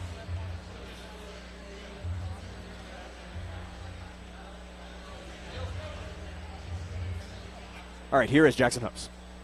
Fierce fans, referee Dave Selyestead has called a stop to this contest at 47 seconds of the very first round, declaring the winner by submission due to rear naked choke out of the blue corner, Jackson the Lion Judd.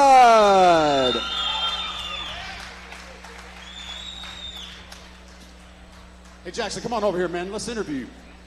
Our interview might be longer than your fight, man. Were you expecting that tonight? You came in here and made quick work in your debut.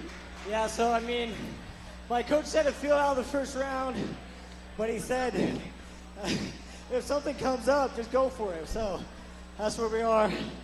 And I want to thank him. My coach made me a fighter. My dad's here. He made me a man. I appreciate that. Love my family. I mean, next opponent isn't really going to know what I can do because they didn't see much of it. So I'm excited. Yeah, I want to take a look at the screen up here and walk me through that replay. This transition here. Well, it's already in, so I'm not going to have you walk me through it because you got it in there so quickly. Great performance. Did you see that coming up there? Did you feel? I mean, I was calm in my grappling. I know my grappling's solid in my wrestling. So, you know, he shot. I wasn't really like thinking about the shot, but I wasn't worried about him like getting the best of me on the ground. Anybody you want to give a shout out to tonight? Yeah, just my parents, my brothers are here, and yeah. Give it up for Jackson Judd. You've defended the belt now. What's next for you? Where do you go from here? This guy right over here, Nate Reinhardt, this is his next. He's kind of set the bar for that bantamweight division. I don't know if there is a more fluid striker at the amateur level. The Steer's starting to pick him apart now. There it is! Nasir Davis is unbelievable! That right hand was nuclear. No one is going to stop this kid. Stop the crowd on their feet, Blake. Scan the QR code on your screen right now for access to Fierce FC's digital program. Get the inside scoop on every fighter making the walk tonight, as well as additional information on future shows. Welcome back in, everyone, to Syracuse, Utah, live from Warehouse 22. A new venue, a packed house, and a lot to still look forward to. Final fight here on the prelims. Jason, it's lived up to its expectations. It has definitely lived up to its expectations. DJ Challenger Trey Series on the never ones disappoints. We got a new gym to look out for here in Utah. That's impressive. Cannot wait for it. Andrew, your thoughts on Jackson Judd getting it done? I mean, it was a great performance, right? Like, Dylan came out, and as he said when you were talking to him, Jason, he was expecting the takedown. I was also not expecting the takedown. It was actually a very good takedown. But the problem was, once they hit the mat, Dylan settled. Jackson refused to, worked his way into a really solid position, and then I think it was just the speed. The speed at which he did it didn't give Dylan enough time to react. It was really good. Yeah, as soon as he wrapped over, that arm was right under the neck before they even completed the transition. The arm was already under the neck. All right. All right, two middleweights still to close out the prelims. Here is Michael Pfeiffer and Taylor Mafileo. With that, let's bring them out with Jackson Hopes.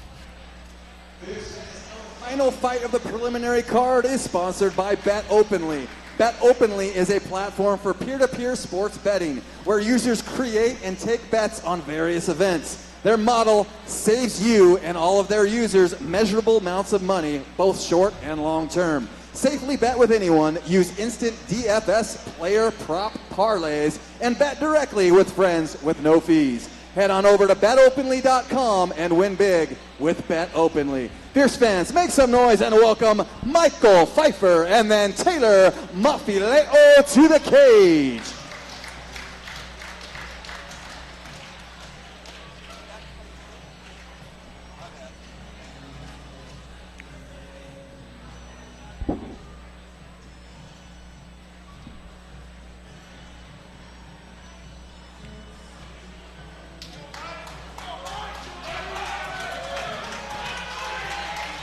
All right, making way towards the cage once again is Michael Pfeiffer. Andrew, 8 months now as an amateur with some considerable reps clocked in at only 22 years old.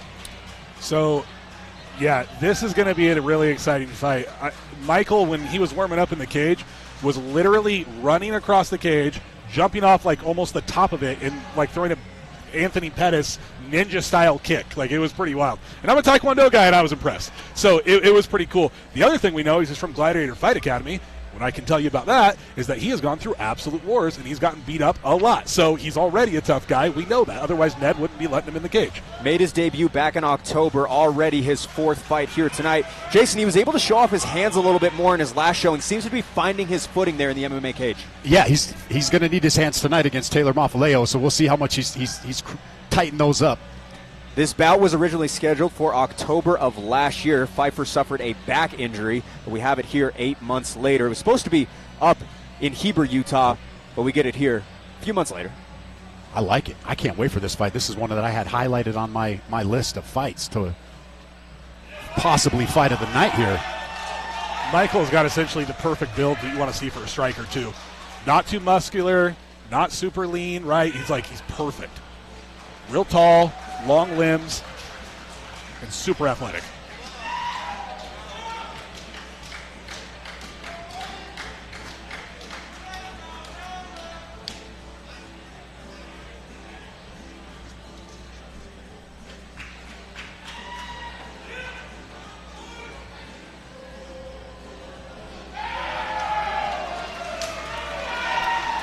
Well, the finish was rapid in the return, and now back is Taylor Mafileo. Jason, It only took 6 shots to roll credits in his last outing. Left a lot to look forward to in this second wind of his MMA career. He came out with a lot of steam in his last fight, landed some big shots, got a good quick finish.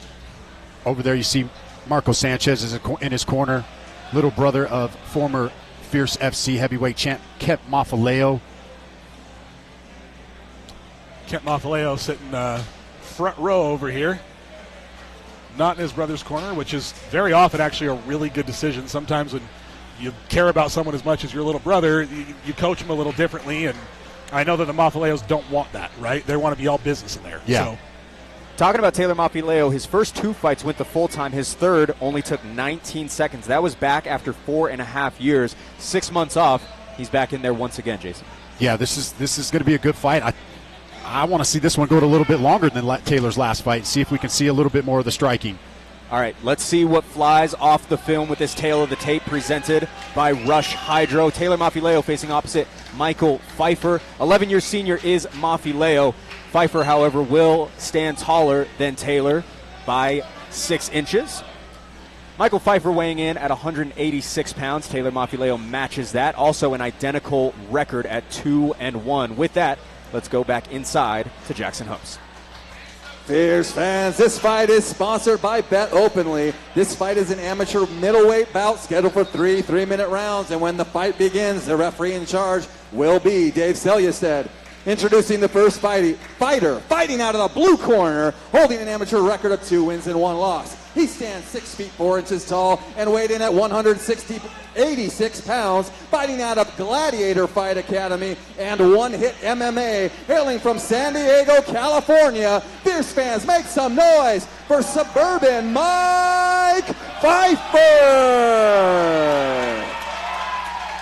And introducing his opponent, fighting out of the red corner, also holding an amateur record of 2 wins and 1 loss. He stands 5 feet 10 inches tall and also weighed in at 186 pounds. Fighting out of Rise Boxing and Classic Fight Team, hailing from West Valley City, Utah. Fierce fans, make some noise for Taylor Mafaleo! Third fight of 2024 for Michael Pfeiffer, challenging in the blue gloves. Taylor Mafaleo awaits opposite in the red. This amateur middleweight bout to headline our prelims is brought to you by Bet Openly, peer-to-peer sports betting, perfectly legal anywhere in the U.S. Bet Openly, an official sponsor of Fierce FC. These guys are all business right now. Oh, yeah. There's that kick. That's about what I expected from Michael. If I was him, I'd be trying to hit my jab and circle off. Pfeiffer immediately lands the takedown. Mafaleo on his back. And Jason, we have seen so much control time against Pfeiffer through his first 3 fights. Now we see him doing the damage. Yeah, now that was a nice takedown, and this is what he needed to do against a guy like Mafaleo who has those heavy hands. Look, and it's no secret, right? Like, your last name's Mafaleo. You're going to be powerful, especially in that first round. You're going to be explosive. This is actually a very heads-up move on his part. Mafaleo able to settle the push, stands back up and puts Pfeiffer up against the cage. I like the composure from Mafaleo. He's doing a good job. He needs to use his head. There we go. He's starting to use his head now to pin him against the cage. A little higher underhook. There he goes. That's exactly what we want to see. So clearly he's been working on this against the cage. Michael's going to need to pummel back inside. A little unadvised throw there. Loses control. Pfeiffer utilizing his length thus far. A couple of teeps early here in round number 1. He needs to be careful. Yep, he needs to be careful backing up against the cage like that against a guy who wants to throw. Taylor tags and Pfeiffer sends him back to the canvas. Pfeiffer now chasing the back once again. This is not a good position for Taylor at all. This is very bad, and it looks like if Michael's able to get his right hook inside, he's going to get flattened out. You definitely don't want to see that. These long guys, when they're on your back, are very, very hard to deal with. Mafaleo controlling that outside arm. Michael Pfeiffer unbeaten at 185 pounds. His lone loss was actually a late replacement fight against Jason Ergel. Where Michael doesn't have that bottom hook in, Taylor needs to... there we go. Okay, he's going to fight it. Looks like he's going to fight it and try to step over. Little bit too late, though. These are just those little mistakes that you make as an amateur. This will get addressed in the gym, right? But these are some of the things that you see sometimes when not quite as experienced. we saw Mafaleo drop that hand down too to try to fight the arm there, and as soon as he did that, Pfeiffer was on it. It was just a little bit too late.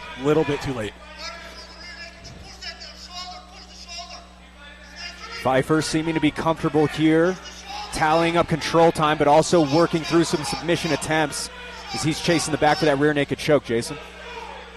It looks like that Michael is just going to try to get on Taylor and crank him. I will tell you, there we go, beautiful. Big shots here from Taylor Mafaleo. Taylor turns the tides, gets a pop from the crowd as well. And now framing on the face a bit with the final 10 seconds to go. Those are heavy shots raining down from Taylor Mafaleo. So now you've made it a difficult decision for the judge, right? Because it's probably going to go into the second round. How do you score that? Do you score the control, which was certainly in Michael's favor, but damage, Taylor got the better shot. So now you go from a round where you clearly were winning, maybe you should have just, stalled it out a little bit to maybe you did lose that round, right? It's going to be very close because you usually want to lead towards the side of damage and who's closer to ending the fight, but you could also say Pfeiffer was close to ending the fight with the rear naked choke in a couple of times, but Taylor landing the big shots in the fight. I'll be really curious to see how the judging comes out on this one. We're in the corner of Michael Pfeiffer currently. Andrew, if you were in that corner, what would you be saying to him right now? Okay, so I think that the wrestling for sure is what he needs to be doing, right? Now, he's made it out of the worst because that first round, especially when you have an opponent, like, let's be honest, it's Polynesian. He's going to hit you hard and he's going to be explosive. You want to take the fight to the ground at the beginning of the fight. He did that effectively. Now he might have a little bit more wiggle room to strike, move. He's clearly a really dynamic guy, but if I was Ned, I'd be telling him to take him back to the ground. Yeah, I agree. I thought he had good control down there. I'd like to see him land a little bit of damage when he gets in those dominant positions. Maybe try to soften Taylor up. Now, if I'm Taylor, I'm circling and I'm throwing heavy leather because every time Michael's throwing kicks, which he is doing a lot, he's dropping his hands every single time. And I know if I saw it, Marco saw it, so. Pfeiffer, Superman's off of the cage. Mafileo able to get out of the way of the attack. Attacks the body as Pfeiffer closes the distance. I don't know if kicks are the most advisable thing for Taylor to be doing against a guy who wants to take him down. Yeah, I was just getting ready to say, I feel like Pfeiffer was just waiting for that to happen. This is what you want to see from Mafileo. Exactly what you want to see, especially when you got your opponent against the warning track like this. Mafileo attacks the lead leg and rips to the body as well. Now the combination's coming together. Pfeiffer fights back with a knee to the body as well. Yeah, the last thing Michael wants to be doing here as a tall guy is laying back against the cage and throwing heavy leather against an opponent who seems to be hitting a lot harder than you are. Like, he needs to be a little bit more composed in this. Digging the underhooks here. Taylor might be able to have a takedown if he feels so inclined. Pfeiffer fighting well, 6 inches taller. Taylor needs to get a little bit lower under the butt. He's riding a little bit high with his hands. Michael's holding hard with his underhook. Taylor doing a really good job of keeping his head pressed up against Michael. You see where he has his head pressed up against him on the cage like that? Makes it extremely difficult to circle off. Probably going to see some knees here from Taylor, I would presume. Michael's doing a good job keeping his head off, though. There's one as Pfeiffer punches out of that one. Mafileo now on the back foot. That one got Taylor's attention. Yeah, he's breathing pretty heavy right now. And blinking his eyes, so that one definitely hurt him. It looks like he ate a pretty big knee about 30 seconds ago. Pfeiffer had that Muay Thai clinch and landed a big knee. Looks like a lot of this fight is going to take place on the clinch. And for you guys at home, what you're going to want to be seeing here and looking out for, underhook control and head placement, particularly of the guy who is towards the center of the cage. Dave Sellistead separates. Yeah, I don't know that I agree with that. That was not a very good call in my opinion. They were active and breaking up that position. I don't know about that one. Mafileo swings for the fences. Unable to get past the guard of Pfeiffer, but that one does. Again, really disciplined with his head position. I'd love to see Taylor take his left leg, split Michael's legs, and try to get a hard overhook and drive him to the mat. I can't imagine having Taylor Mafileo on top of you as strong as he is a great feeling. Just under 30 seconds left here in round number 2. They seem to be content here, just kind of hanging on. Michael's certainly going to lose this round if he just hangs out here. Dave wants action tonight. Apparently. Dave is like, we want action tonight. Perhaps I'm the odd man out here. I'm more of a purist. I like to see positions kind of work themselves out. But did Dave place the bet on Bet Openly tonight? He had the under. Going to get that man in trouble. All right, through 6 minutes, we go back to the stools in what has been back and forth thus far, Jason. Yeah, I'm just looking at both fighters. Taylor Mafileo taking some deep breaths in the corner. Man, if I'm Michael, I'm not feeling super confident about being ahead on the scorecards right now. The first round did not end in a very good position for him. The second round did not go his way at all. He's got to. I'm hoping his corner is telling him he needs to come out for the finish here. Last time in the third round for Michael Pfeiffer, January 27th of this year. As for Taylor Mafileo, you got to go back almost 5 years to October 19th of 2019. We will see the status of the cardiovascular as we head into this third and final round here to headline these prelims. These guys are both breathing really hard. This fight may very, very well come down and be determined by whoever gets a takedown. If one of these guys is able to get on top of the other one, I have a hard time seeing how the other one's going to be able to defend themselves and get them off.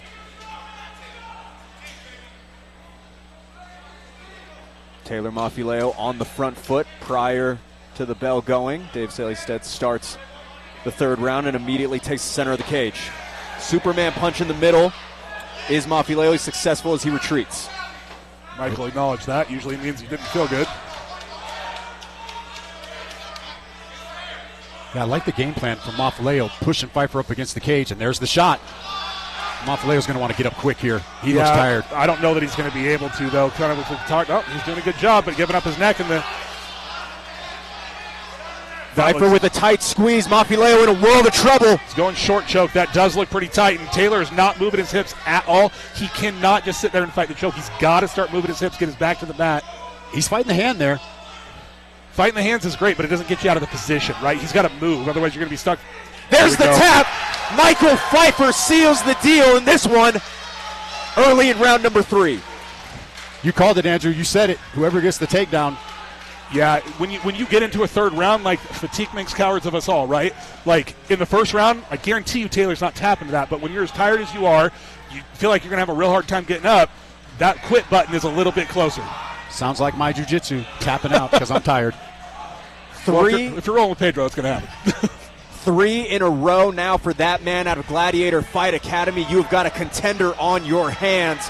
It is Michael Pfeiffer. Taylor Mafileo on the other side. Quite the valiant effort. A back-and-forth battle between these two middleweights to headline these prelims, Andrew. I don't want to sound like a broken record here, Blake. I keep bringing up grappling and how important it is, but, I mean, here we are again, right? I don't know how much more I can emphasize it. You have to grapple, and you have to be competent. What happened there at the end of the fight was not that Taylor didn't know how to defend it. He did, but he was tired, and he stopped moving. You have to constantly be moving, even if it means giving up the mount, right? At least you're not getting choked and you're still in the fight. Grappling as well as conditioning on top of it. Of course. Michael Pfeiffer is going to move to 3-1 from a controversial decision in January to now sparking a streak that now puts him into title contention. All love and respect between the two middleweights. They were cool as can be yesterday at weigh-ins. They continue that here to close out the fight. We're going to make it official right now with Jackson Hoofs.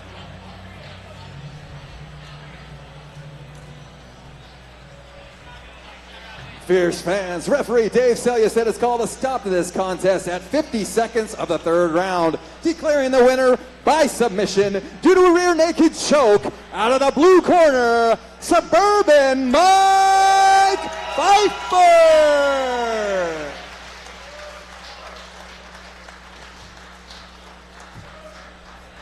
All right, ladies and gentlemen, here with your winner, Mike Pfeiffer. Mike, that was a great fight. You guys were going back and forth. I heard you guys talking in the corner there. You said he had some heavy hands. Kind of talk to me a little bit about that. Yeah, I mean, he cracked me in the first. I was like, I gotta take this motherfucker down. We talked about it on the broadcast. We felt that first round was very close. We felt like you came up a little short in the second round. Did you feel like you needed a finish coming into that third round? Oh, yeah, I mean, I'm tired of decisions, man. I need to start finishing motherfuckers, so I'm out here.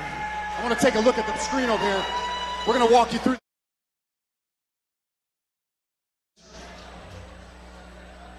It's already there to the finish, so there's the rear naked choke. So you end up getting a big finish tonight. You're 3-1 now. Where do you go from here, man? I mean, I'm just trying to fight, man. Zach knows what's up. I'll fight anybody, anywhere, anytime, so I'm down. Anybody you want to give a shout out to? Friends, family, sponsors? Absolutely. I want to give a shout out to Net. I want to shout out to Aldo for cornering me. One Hand MMA. All my homies. Shout out Sam Vallon. You know what I'm saying? I'm tired as hell, man. Give it up for your winner, Marcel Pfeiffer. Fierce fans, welcome to the main card. Everyone tuning into the pay-per-view and everyone here inside the sold-out Warehouse 22 Event Center, put your hands together and make some noise!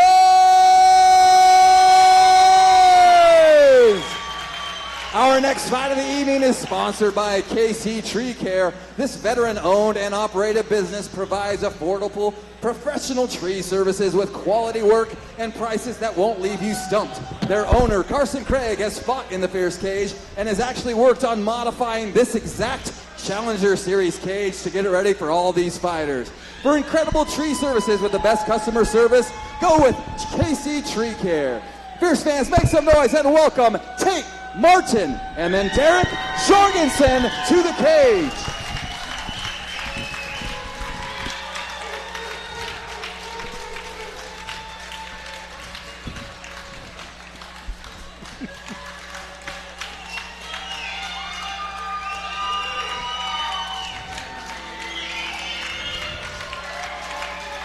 Been perfect up to this point and looking to keep the streak alive. Enter Tate Martin. Andrew, he's averaged a fight every 6 weeks since making his debut earlier this year. 2 fights, 2 finishes with a new venture ahead in Derek Jorgensen.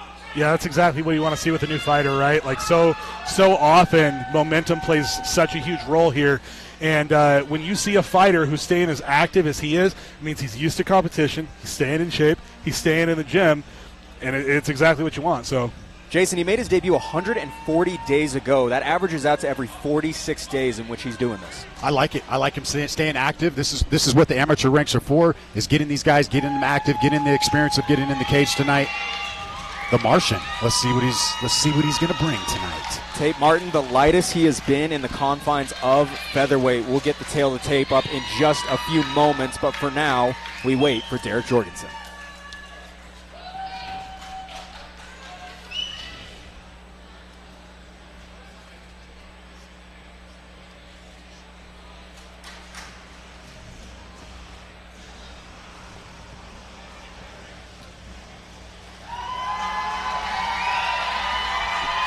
Looking to string a streak together, enter Derek Jorgensen. Jason, we're looking at a guy who's controlled north of 80% of his fights when he gets his hand raised, and clearly a key component to a second consecutive win here tonight. Derek Jorgensen is one of those guys that has all the tools to be an elite MMA fighter. He's got elite wrestling. He's got strong striking. He's good everywhere. And once this kid starts putting these things together, he's going to be dangerous. Andrew, this is a big jump up. His first fight against opposition with a win, as others have been debuters or winless thus far. Interested to see how this one plays out. Yeah, that might indicate, he's fighting someone who may be a little bit better, or it may just indicate a guy who's being a little bit more active.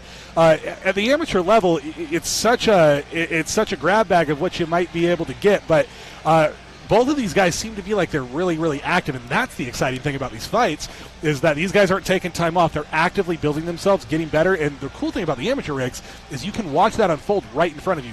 I really doubt that Derek and Tate are going to be the same fighters as we saw last time. All right, with that, let's go ahead and pull up that tail of the tape presented by Rush Hydro for this amateur featherweight bout between Derek Jorgensen and Tate Martin. Jorgensen, 4 years senior, coming into this one at 30 years of age. Also is more pronounced in height at 5'10", 2 inches taller than Martin. Tipping the scales yesterday is Jorgensen at 144.5, Martin at 143 flat. Jorgensen with a record of 2-2, Martin with a record of 2-0. With that, we'll go back inside for the first time on these prelims to Jackson House. Fierce fans, this fight is sponsored by KC Tree Care. This fight is an amateur featherweight bout scheduled for 3 3-minute rounds. And when the fight begins, the referee in charge will be Dave Selyestead. Introducing the first fighter, fighting out of the blue corner, holding an undefeated amateur record of 2 wins and 0 losses. He stands 5 feet 8 inches tall and weighed in at 143 pounds. Fighting out of Teton Martial Arts, hailing from Idaho Falls, Idaho. Fierce fans, make some noise for Tate the Martian Martin! And introducing his opponent, fighting out of the red corner, holding an amateur record of 2 wins and 2 losses. He stands 5 feet 10 inches tall and weighed in at 144.5 pounds. Fighting out of Tooele Martial Arts, hailing from Tooele, Utah. Fierce fans, make some noise for Derek Jorgensen. Back inside the fierce cage is Derek Jorgensen in the red gloves. Idaho's Tate Martin strapped up in the blue gloves. This amateur featherweight bout is brought to you by KC Tree Care, providing professional tree service with prices that won't leave you stumped. KC Tree Care, an official sponsor of Fierce FC. Awesome seeing so many of these amateur bouts contested 145 pounds and below. You know, in MMA, all the fighters really talk about the real technical fighters. That's the weights they're at. Martin active early on the front foot. Jorgensen looking to close the distance. Active early, Jason. Yeah, Tate's coming forward, throwing some nice kicks. Jorgensen's want to get this fight to the ground. There's no secret to what he wants to do. Tate Martin also been wrestling for half of his life. He definitely matches the grappling potency of Jorgensen coming into this one. Get a quick timeout by Dave Selystedt. Can't tell if he doesn't like the kicks that Tate's throwing there. Maybe flirting with Tate is standing southpaw here, which is fine, but I don't like the way that he's going to his left side. He's going to go right into Derek's right hand. He's got to be careful of that. I feel like those kicks are kind of throwing Jorgensen off a little bit. Tate doing a good job. Yeah, really kick heavy here.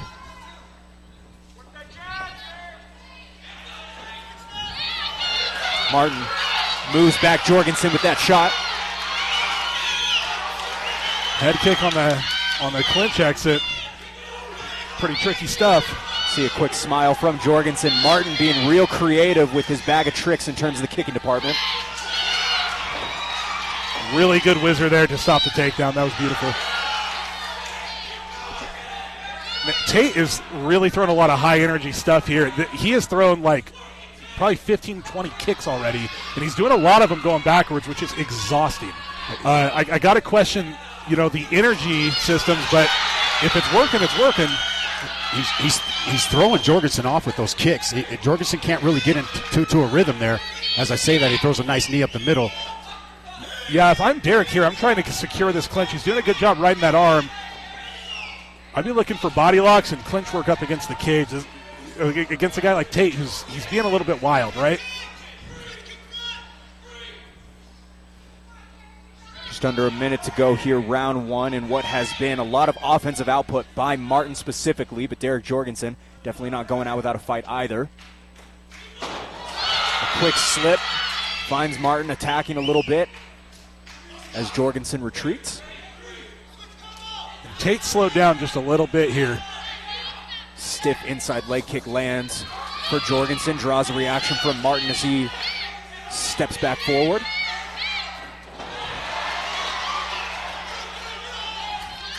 Jorgensen floors Martin, lets him back up.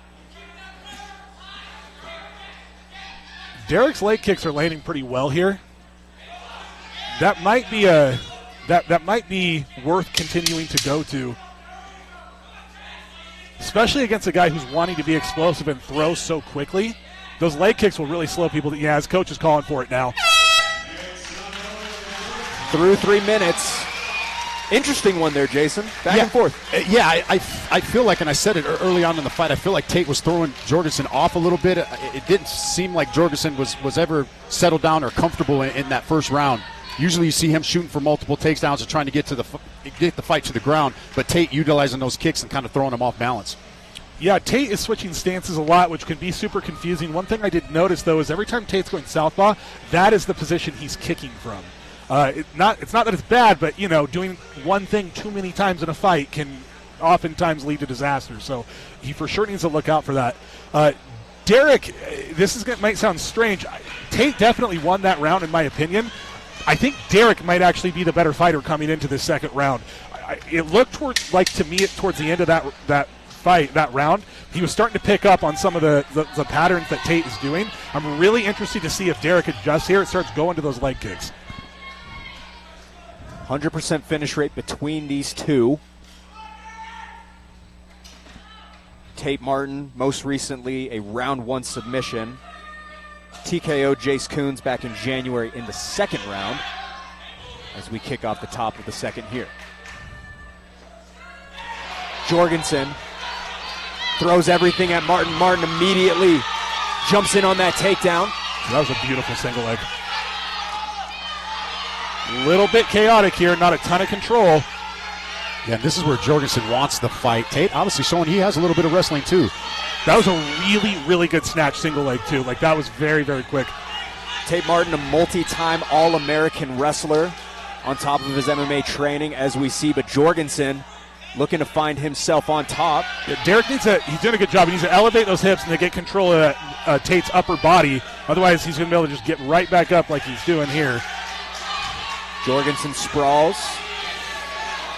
Punishes with the knee to the body as well. Tate's got good control of that hand. He needs to do what's called a quad pod. He needs to pop his hips up into the air, hands on the mat and hips up into the air. Against the cage, it can be tough. There, he's looking for it there.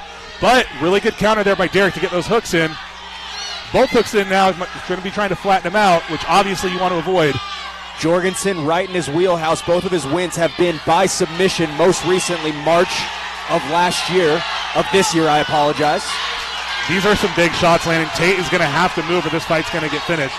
You know, the referees aren't going to give amateurs a whole lot of leeway on these strikes on the ground. Looks like Derek's going to be looking for a body triangle potentially here. He's got long legs to do it. Jorgensen wrapping up what looks to be a rear naked choke, but still fighting the left hand of Martin.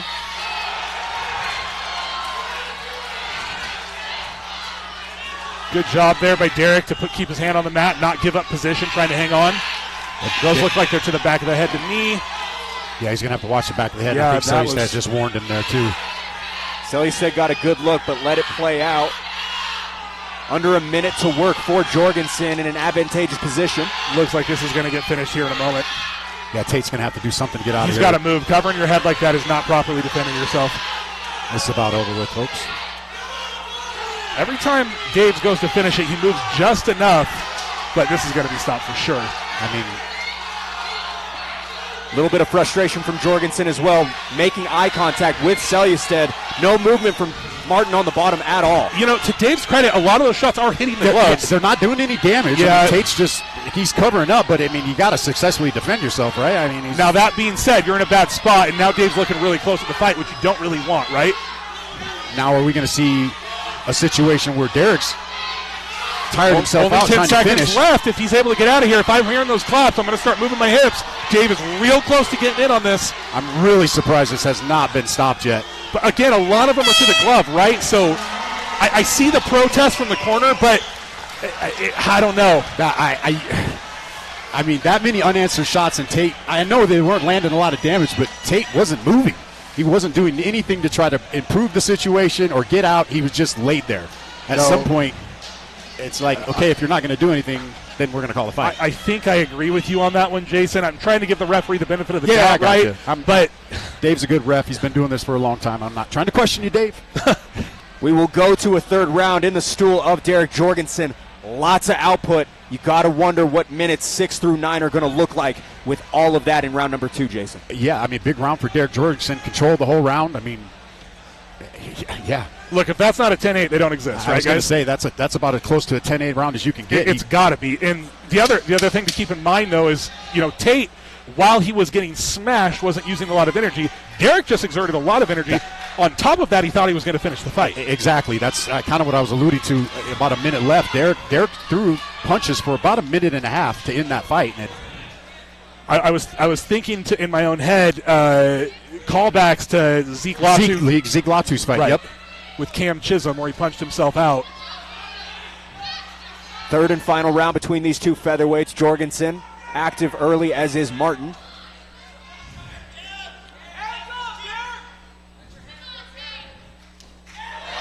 Jorgensen closes in. Martin. Derek looks very gassed, very tired to me. I wouldn't say gassed, I'm sorry. But he does look labored in all of these shots. Granted, he is in the third round of a tough fight. But he does look tired to me.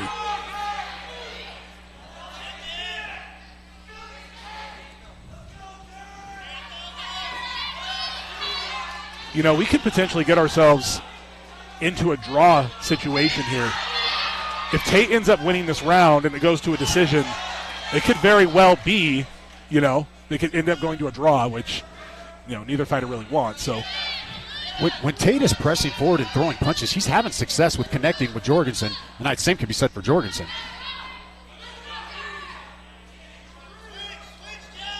Jorgensen biting down on every shot, really swinging for the fences, looking like he wants the finish, Andrew. Yeah, every time Derek is coming forward really hard, and every single time he does that, Tate's defense getting out is backing straight up with his chin in the air. You do not want to see that, right? That puts you right in line for a line drive, and not exactly the safest position, especially when you're tired, right?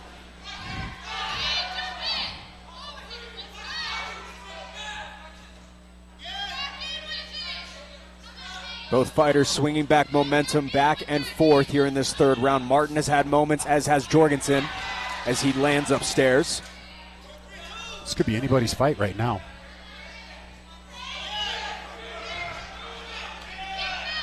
Tate's throwing a lot of arm punches. I'd love to see him sit down a little bit, get his butt down a little bit closer to the canvas, and really turn on some of those shots.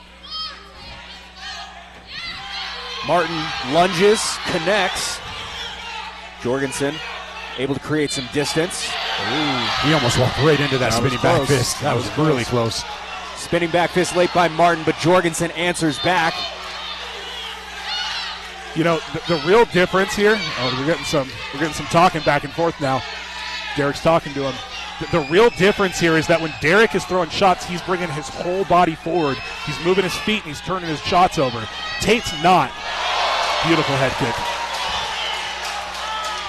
Tate's sort of lunging forward. He's backing up with his head straight up in the air, and that's just not a very strong offensive posture. The head kick rings through the room. Martin tries to copy the style. All offense by both. Final 10 seconds to decide it. Big overhand from Jorgensen. That kind of hurt Tate.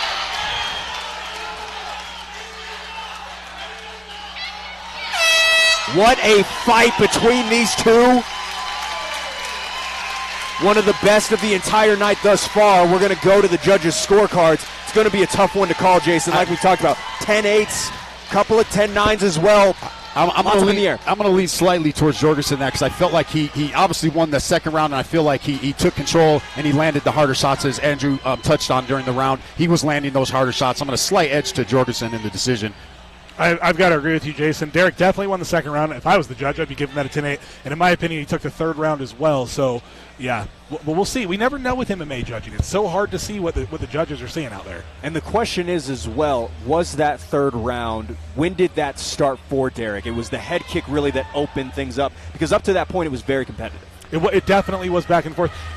Look, anytime, we had talked about this before the broadcast started, gamesmanship is an important part of every sport, but in particular fighting, because scoring is subjective, right? You have human beings deciding who wins and who loses. Body language is important, and when Jorgensen is pushing forward and Tate is back on the cage, even if it's only for the last 10 seconds, that's the thing they remember. So a final push in the third round looks to swing the tide in the favor of Derek Jorgensen in the corner with his team of Tooele Martial Arts Academy. Very interested to see how the judges play this one up and tally up those scores. But Tate Martin, third fight in, goes to an all-out war. Both of these fighters going to decision for the first time in their career. Passed that test with flying colors, Andrew. Yeah, that was a tough fight. Look, neither one of those guys quit. So often, and I talked about it a little bit when we were talking about rear naked chokes, so often when guys get into fights that are a little tougher than they thought they were going to be, people start looking for a way out. Both of those guys, tough as nails. They weren't looking for a way out at all. They wanted to win the whole time. You love to see that. Still waiting on the final verdict. Not yet in the hands of Jackson Hoops. But either way, seems like the stock will rise for both of these guys, considering the technical warfare that was displayed here to kick off the main card. Yeah, you know, when you're an amateur fighter and you have a fight like that, it doesn't matter if you win or lose, because your stock, exactly what you just said, your stock goes up. You got a ton of cage, you got 9 minutes of cage time, right? Really, really great experience for both fighters, and they're both going to grow tremendously because of it. It looks as though scorecards are in hand. Fighters still in the corner. A little bit of deliberation as well. You got to think this is so nerve-wracking as the fighters, right? You go through a really tough fight, you feel like you won, but you're not sure, and then the judges are over here, and you're not quite, no one knows what's going on. Looks like we're ready to go. All right, prime to announce the winner. Here is Jackson Hopes. Bears fans, after 3 rounds, we go to the judges' scorecards for a decision. All 3 judges score this contest 29-27, declaring your winner by unanimous decision out of the red corner, Derek Jorgensen!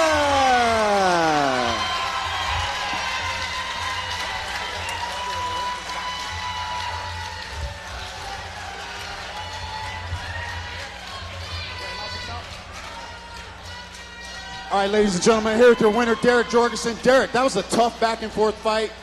We were talking about on the broadcast, we felt like you were down after the first round. You came back in the second round, had a dominant performance. Did you feel like the fight should have been stopped in that second round? What was going through your mind there? Oh, yeah. I looked at Dave like 4 fucking times while I was hitting him in the head. Granted, he was telling me to watch my strikes location, but, I mean, he didn't move for like 2 minutes. My arm was tired from punching him, man. You came back into that third round. You were landing some nice combinations. You end up getting the decision win. 2 fights in a row win streak. What's next for you now? I don't know. Talk to my coaches. Go drink and eat some pizza tonight, and then we'll figure it out. Zach is the best matchmaker around. He'll do whatever's best for the promotion, whatever's best for me. I trust him. We'll be good. Anybody you want to give a shout out to tonight? Yeah, Brandon McCollum, we know who you are. My beautiful wife, Murder Titty Rash Guard, Slashler Aesthetics, Virtue Barbershop, Twilla Martial Arts Academy. Nico said it best, man. Start giving us some respect. We show up and kick ass and win fights, man. We're 6-1-1 this year. You guys are on a tear out there. There's something in the water out there in Twilla Martial Arts Academy. Give it up for your winner, Derek Jorgensen. You've defended the belt now. What's next for you? Where do you go from here? This guy right over here, Nate Reinhardt, this is his next. He's kind of set the bar for that bantamweight division. I don't know if there is a more fluid striker at the amateur level. The Steer's starting to pick him apart now. There it is! Nasir Davis is unbelievable! That right hand was nuclear. No one is going to stop this kid. Got the crowd on their feet, Blake. Scan the QR code on your screen right now for access to Fierce FC's digital program. Get the inside scoop on every fighter making the walk tonight, as well as additional information on future shows. Welcome back in, everybody, to the main card. I said prelims earlier, and I can't believe that I said that. As soon as I said it, I went, oh my gosh, what am I saying? But anyways, welcome back into the main card. A really, really fun fight up ahead in Camuela Mamone and Lane Dalton. Jason, we haven't seen Camuela Mamone in the Fierce cage, but he is as highly touted a prospect as any that we have yet to see. He's got the Mamone last name, and if he's anything like his brother Ricky, strap on your seatbelts and get ready for a heck of a fight here. Lane Dalton on the other side. We saw him in September put on the fight of the night opposite Tyler Call. Can't wait for that one either. Yeah, this is a great matchup. This is going to be a good fight. Lane Dalton, another stud. This is going to be a great fight. This pay-per-view this is a stacked card. Well, with that, how about we bring them out? With that, we'll go back inside to the man in the blue suit, Jackson Hopes. Bears fans, our next fight of the evening is sponsored by Sketty To Go. As a proud local business focused on making every experience a delightful memory, Sketty To Go is a fun and friendly restaurant in Layton, Utah. They use the best ingredients to provide a positive atmosphere. Stop by their restaurant in person, let them cater your next event, or order online at skettytogo.com. Get your Sketty on at Sketty To Go. Fierce fans, make some noise and welcome Lane Dalton and then Camuela Mamone to the cage.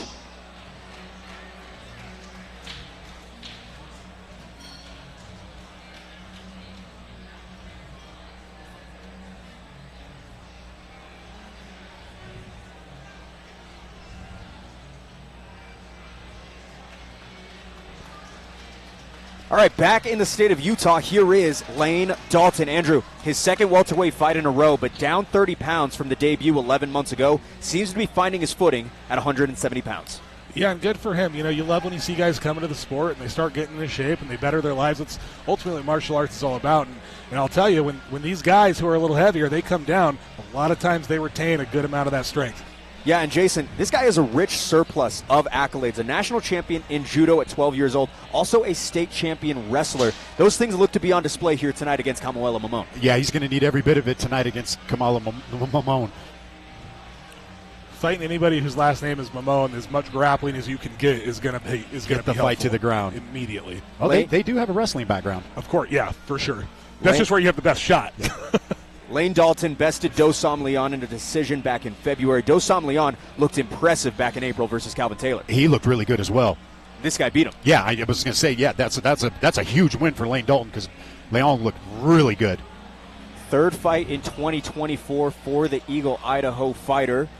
Again, made his way down to welterweight steadily. His other fights previously were a little bit in a higher weight class, but again, back-to-back fights now at welterweight. I was talking to him yesterday at weigh-ins. I said, hey, we're going to take some photos for you for future posters. And he said, oh, yeah, this looks a lot better because I used to be fat. It's a big, solid welterweight there. That's a big boy. Just quoting the guy himself.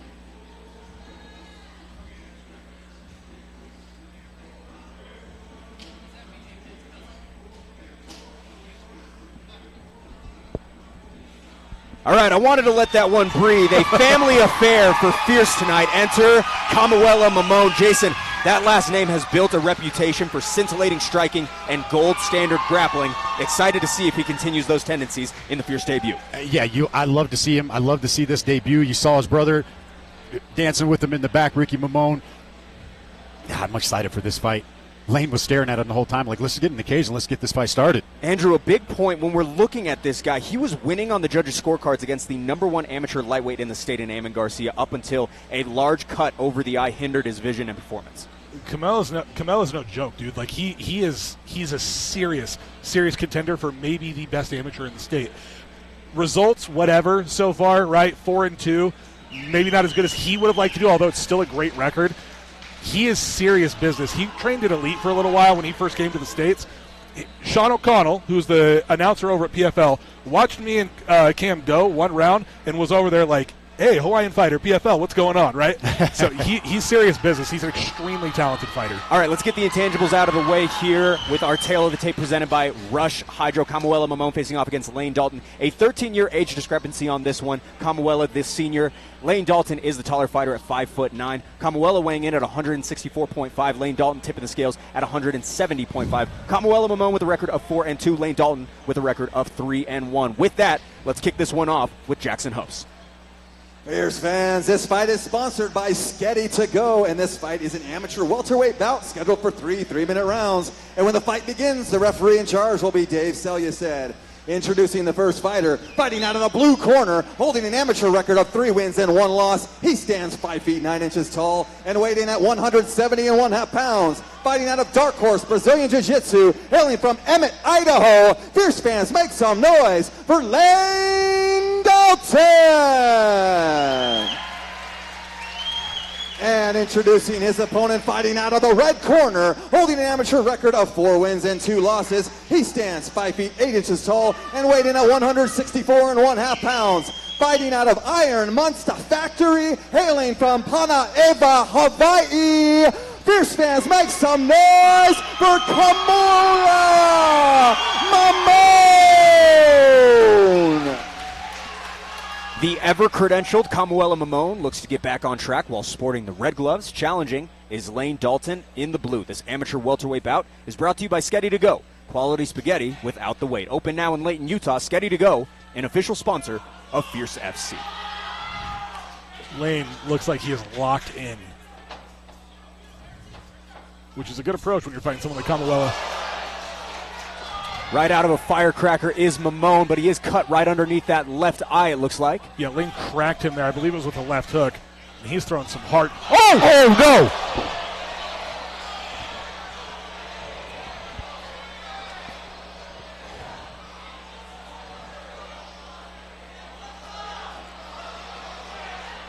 Oh, my goodness, ladies and gentlemen.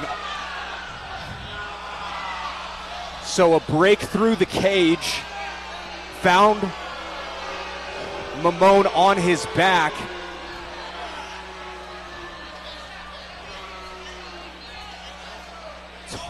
He's going to get checked out by Doc Murdoch. The question is, was the pin inside or how did that break through?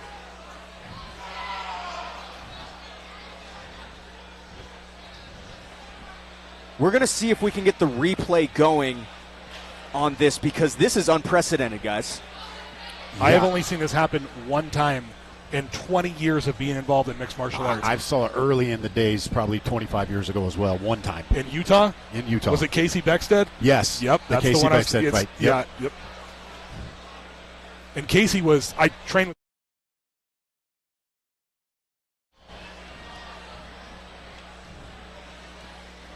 Wow. I mean, I don't think the pin was in there. It couldn't have been. No, they went right through. And Lane is so strong. Like, they went right through that thing. Here we go again. Oh, my goodness. You hate to see that. With Mamone is he's not going to tell you if he's hurt. Right? Like, those guys are true warriors. Like, those Hawaiian boys, they could chop their foot off and they'll get in there and fight. If we could get an angle of him on the inside of the cage, getting checked out by Doc Murdoch again. I think his dad's telling him. I think his dad's telling him. I don't know if they're going to keep going. I don't know that I want to see. I don't know if I want to see him fight, to be honest with you. Keep going. It sounds like Dad said no. Looks like. I can't tell. A little bit of conversation going on, but there is a limp on the side of Mamone. And there's the pin.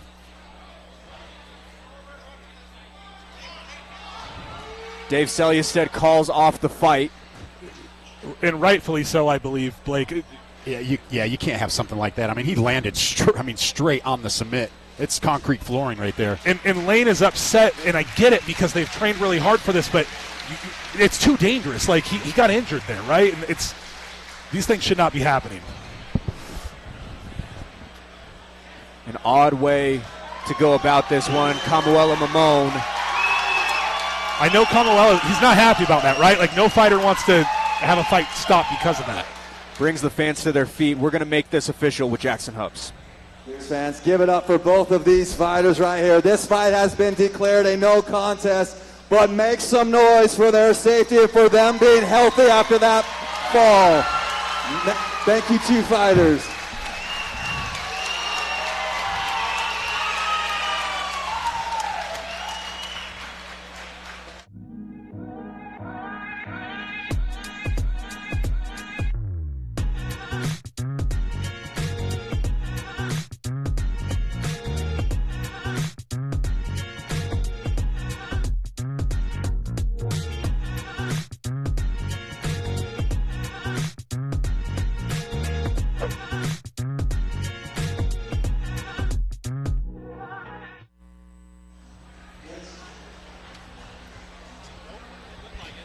Welcome back in to Fierce Challenger Series 10, presented by Rush Hydro.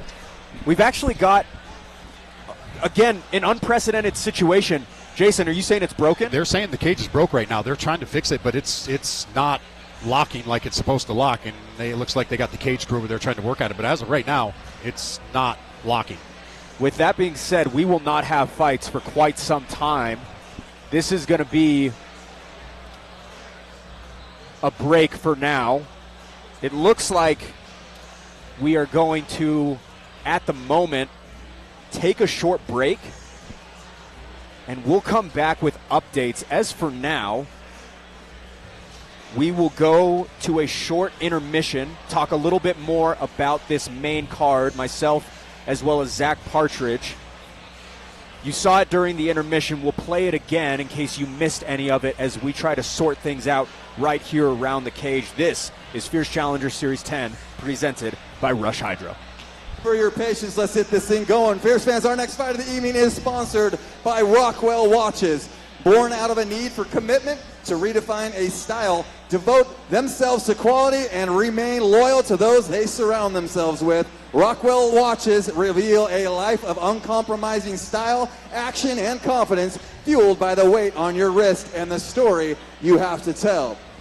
They sincerely hope your Rockwell watch serves as a reminder of a time when you can proudly say, "Watch me." They don't just tell time, they tell a story at Rockwell Watches. Fierce fans, make some noise and welcome Austin Munoz and then Logan Taylor to the cage.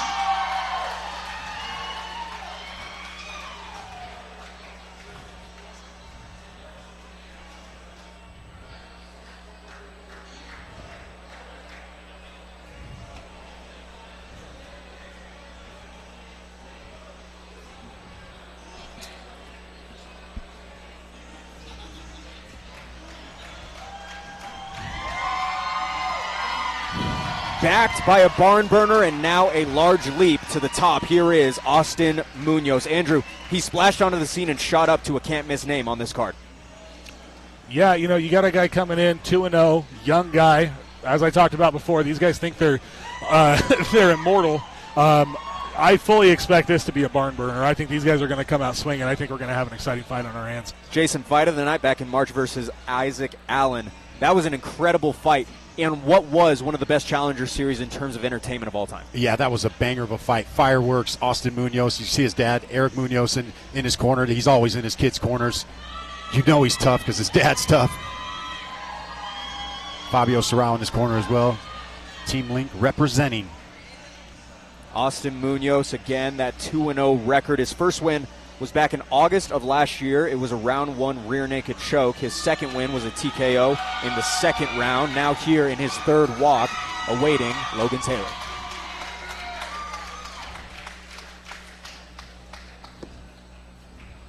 Jason, that Fabio Serrao guy is pretty familiar with the ground game.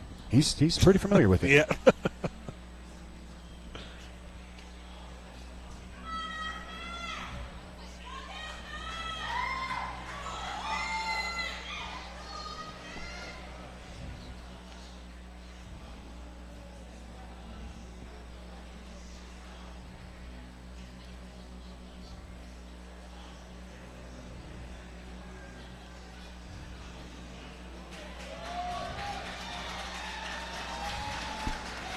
Bout number 3 of 2024, enter Logan Taylor. Jason, he's revolving the reps and raising his stock with every walk back in Utah with a brand new test in front of him. Yeah, this is another one of those fights, and we touched on this earlier, finding those diamonds in the roughs in these amateur ranks. And these are two guys that are both studs. Logan Taylor, full of energy, good wrestling, great takedowns, good striking, comes from a phenomenal gym in Agima Jiu-Jitsu down in Provo, Utah. Who would have thought they would have had a gym in the middle of a mall in Provo, Utah? Well, they do. I remember when they opened it up, and I said it was stupid and it was going to close down. And now it's one of the biggest gyms in Utah. Yeah. Andrew, Logan Taylor alongside Agima, they have both blossomed over the years, already climbed to the number 7 lightweight in Utah since his debut back in September of 2023. Yeah, when you got a skilled guy and he's staying in the gym, look at him. He's obviously in phenomenal shape, right? He's at a good gym. He's staying active. Dane's not letting him not be active. They have to train all the time. That's what you're going to get. You're going to get good results when you put in good effort. All right, let's go ahead and pull up that tail of the tape presented by Rush Hydro. Logan Taylor facing off against Austin Munoz. Munoz, the older man by 6 years at 26 years of age, also will have the advantage in the height department at 5'11". Both fighters tipping the scales at 154 pounds. Both fighters to put their undefeated records on the line right now. With that, we will kick it back inside to Jackson House.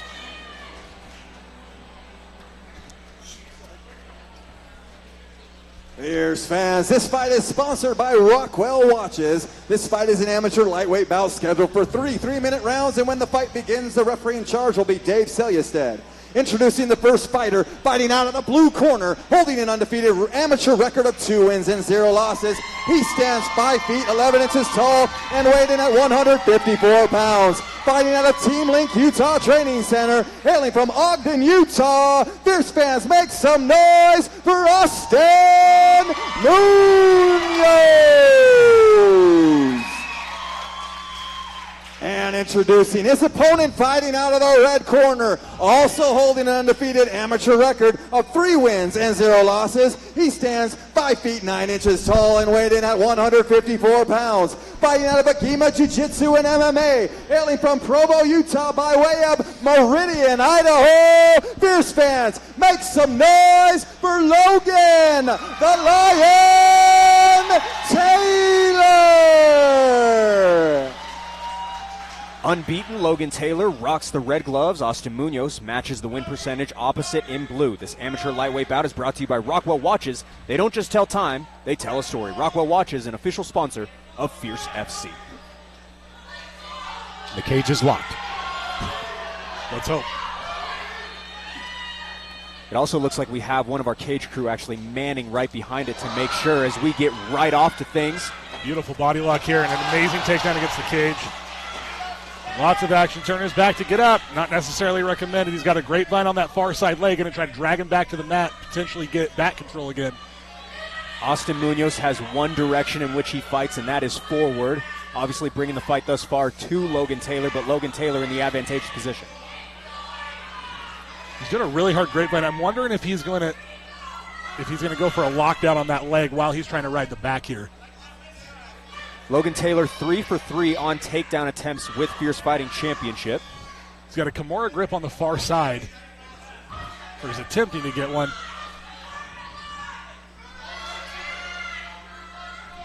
Logan's doing a great job of controlling those hands and ultimately gets off of the cage using that. Munoz retreats. Back to the center they go as he'll rip a leg kick on the lead leg. Logan is putting everything into those leg kicks, man. You can't take too many of those. Munoz swings for the fences. Taylor makes him pay for it.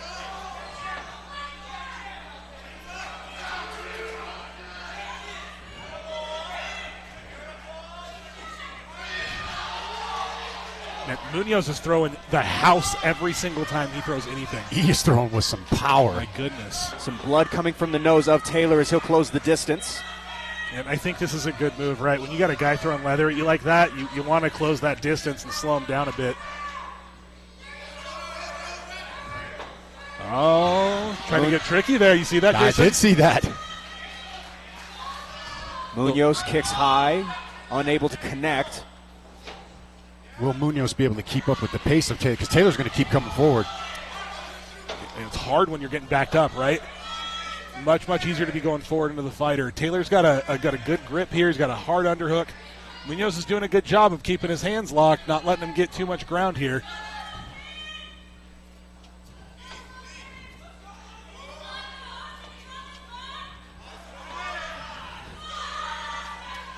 Taylor, all the pressure in the world as he'll throw back upstairs. Munoz matches. Munoz is doing a good job of getting an underhook to get off the cage every single time. That's what you want to see. They're both landing big shots. Oh, my goodness. Munoz lands a bomb and pushes Taylor back. Now he's looking for the takedown. Logan Taylor lost his mouthpiece, telling Dave Selyestead he needs to go get it. No pause in the action just yet, but Logan Taylor... He did a great job there breaking that grip on the wrist by using the knee to peel it off. Dave Selyestead will call, get the mouthpiece back in for Logan Taylor. Ate a bomb from Austin Munoz. And Logan Taylor can take a shot. He was caught cleanly by Javi Castro. Kept coming forward. Continues that trend right now. He's eating a couple big shots this round, and he just keeps coming forward.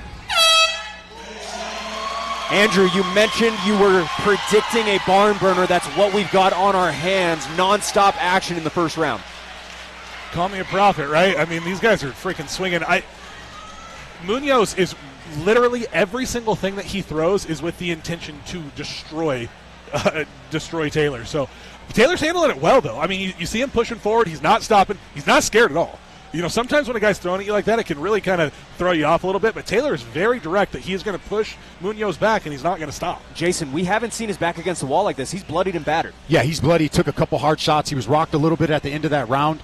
Great competitive back and forth round. Every time you felt Logan was taking the lead, then you saw Munoz come back and landed some heavy shots, heavy leg kicks. Great competitive first round. Saw a lot of really good clinching mechanics from both of them against the cage.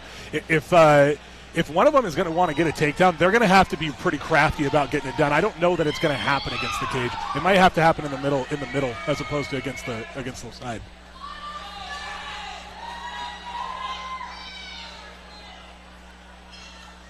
Both fighters shot out of a cannon to kick off the first round. We will see if that type of output remains the standard. Back to the middle we go. Logan Taylor takes the center, but is met by a Munoz shot. These guys are real trigger happy right now. Oh, my goodness.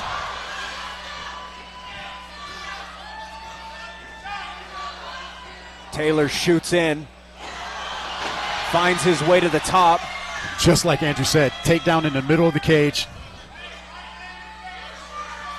Now, Munoz is doing a really good job stiff-arming and working his way back to the guard. Let's see if he can keep shrimping and keep going. He can't stop here. He cannot stop here and hang on. Now he's in a bad spot. Looks like he may be going for an Upa here if he can control Whitford a little bit there. Looks like he'll go for it again. The legs are grapevine, very difficult to pull off that move as Logan Taylor trying to settle into this a little bit as it has been nonstop action between these two early on. Yeah, that technique will work against someone who's not quite as well balanced. I don't see that working against Taylor. Munoz cannot sit here with his arm wrapped around. He has got to start shrimping and got to start moving, or Taylor's going to be working his way here to a finish. He's so well balanced on top. Nonstop movement on the bottom, but playing into the hand of Taylor as he's looking to find something in terms of the submission department. 2 of his 3 wins have come by submission. And that's deep. That rear naked choke is deep. Yeah, this is not a good spot. And he's tapping. There it is! Logan Taylor against all odds gets it done. Gonna move to 4-0. Man, when they hit the mat, he made quick work with them, huh? He made very quick work with them. Great control from the top. This kid is on another level. Logan Taylor is a name to remember, Jason. And we saw him tested a little bit in this fight. Like we haven't seen him tested like this, and he was tested tonight, and he came through with flying colors.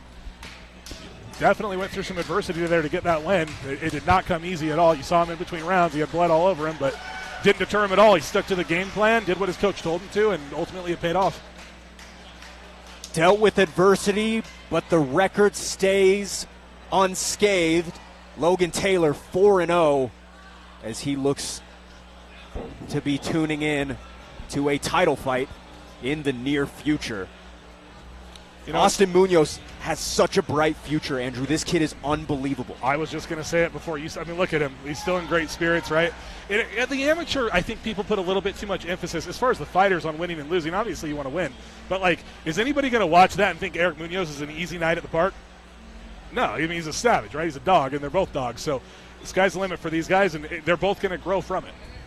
All right, we're going to make it official right now. Back inside, here is Hoops. Fierce fans, referee Dave Celia said has called a stop to this contest at 1 minute 25 seconds of the second round, declaring the winner by submission due to rear naked choke, Logan the Lion Taylor.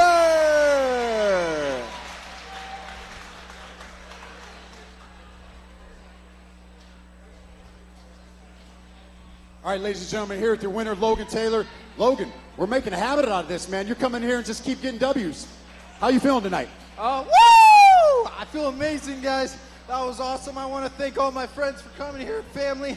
I love you, Dad. I love you, Mom. It's Happy Father's Day tomorrow.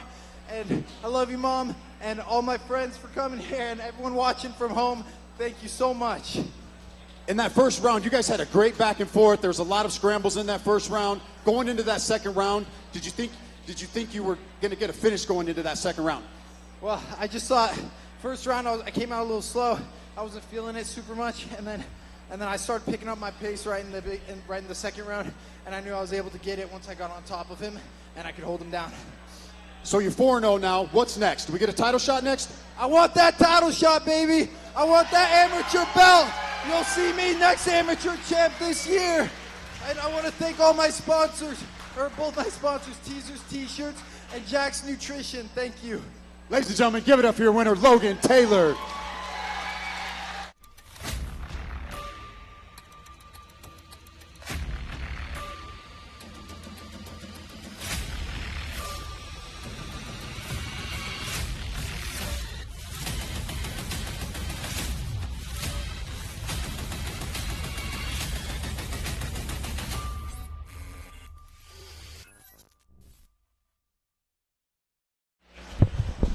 Scan the QR code on your screen right now for access to Fierce FC's digital program. Get the inside scoop on every fighter making the walk tonight, as well as additional information on future shows.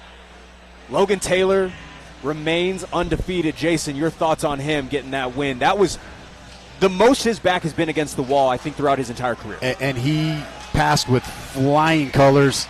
I know Zach was listening to that post-fight interview. Give me Logan Taylor and Emma Garcia for the title. Andrew, we are now in title territory. Ricky Mamone and Tyler Harden. We didn't get to see Kamuela Mamone much here tonight, but Ricky Mamone has all the accolades and all of the talk and the hype, I would say, that Kamuela has as well. Yeah, I'm going to be honest with you guys. Like, pro fights are cool. This is the fight I've been looking forward to the most all night. Ricky, Tyler's incredible as well. Like, both of these guys are incredible fighters. Ricky is such the talk of the town right now in Utah, and we're going to find out, right? Like, Tyler, if he's going to beat Tyler, he's going to have to earn it. Lots to look forward to and lots to discuss as they make their walks. With that, let's kick it back inside to Jackson Host. Fierce fans, our first title fight of the evening is sponsored by Atlas Health and Life Insurance. Dedicated to safeguarding your well-being with comprehensive, affordable insurance coverage, Cody Capson can help you find the protection you need, whether you're an individual, a family, or a business owner. He provides the best options tailored to you and your loved ones, ensuring peace of mind throughout your health journey. Insurance can be complicated. Cody Capson makes it easy at Atlas Health and Life Insurance. Fierce fans, make some noise and welcome Tyler Harden and then Ricky Mamone to the cage.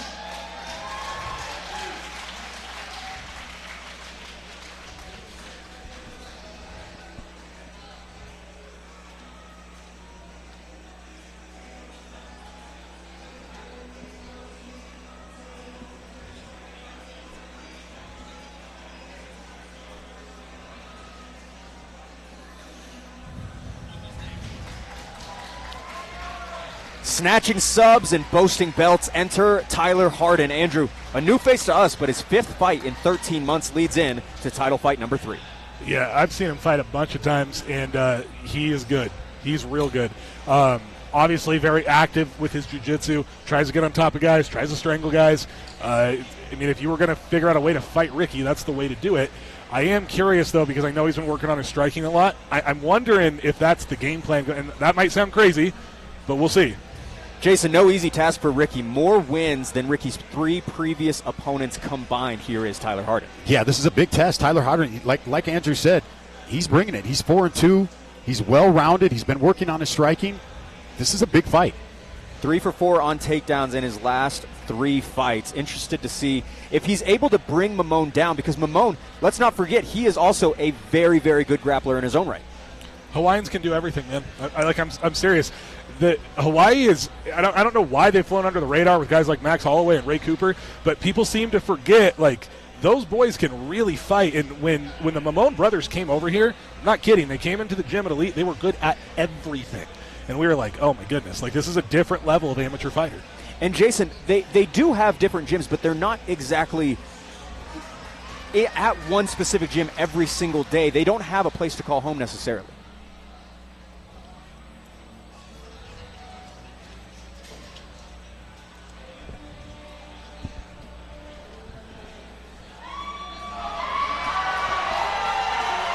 First curtain call of 2024, and bidding for a belt is Ricky Mamone. Jason, from a Green High School student a little over a year ago to now a premier prospect in the state of Utah. I love watching this kid fight. He brings it, very well-rounded, and he's got bricks in his hands. I'm waiting for him to walk out with the Mike Tyson towel, just cut the hole in the towel and put it over his head and just walk out, because this guy's like a little Mike Tyson. And Andrew, we've seen a sizable step up in skill acumen with each walk, specifically when we saw him opposite Matthew Chenault in November of last year. He looked like a completely upgraded fighter. Yeah, I believe he made his debut against Malachi Novosel. I fought on that card, and I remember when I went out and I was watching him, I was like, oh my God, who is he fighting right now? Malachi ended up winning that fight, but if you compare the Ricky of that fight to the Ricky of you're talking the growth that it would take most fighters years and years and years, and he's done it in no time at all. So if I remember right, that was a short notice fight too against Malachi. 10 days notice. Takes that on 10 days notice, still in high school.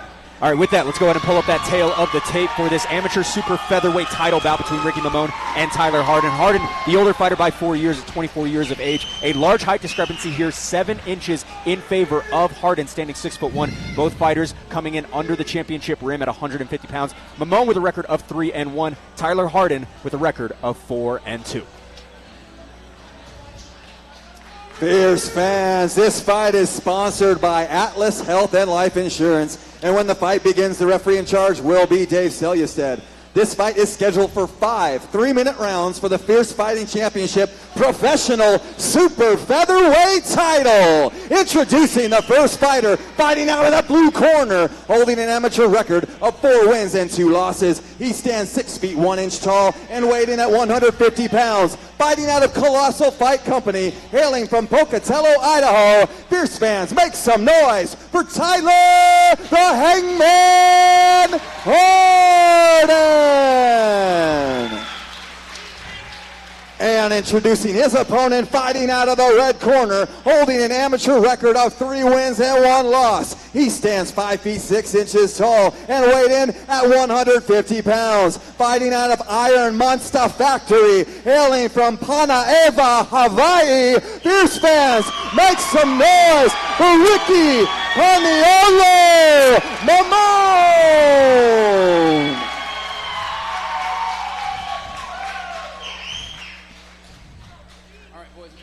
Already in the locker room, I'm just going to go over those big ones again. Stay at the top, back of the head, neck, and spine, and keep your fingers out of the cage. Amateur bouts, the only thing that strikes the head is either a punch or a kick. Got it? Touch them up. Let's have a good fight. Heavy-handed Ricky Mamone with the red gloves. Jiu-Jitsu ace Tyler Hardin fitted in the blue. The super featherweight title bout is brought to you by Atlas Health and Life. Affordable insurance tailored to you. No one covers better for self-employed or small business owners than Atlas Health and Life. An official sponsor of Fierce FC. Straight into the action we go. Ricky Mamone going to work. Ricky is unreal. Wow! This kid's on another level. Ricky Mamone leaves no doubt in Syracuse, Utah. Ricky is unreal. That was ridiculous. Are you kidding me? Are you He's kidding coming me? over and giving love this to the kid broadcast. Is the real deal. Every single one, these Mamone kids, man, I'm telling you, when he fought Malachi, he said, I didn't think I was going to win, but I wanted to get there and find out how I was going to fight. That's the attitude these guys have, man. They're real fighters, Jason. Like, these guys are about it.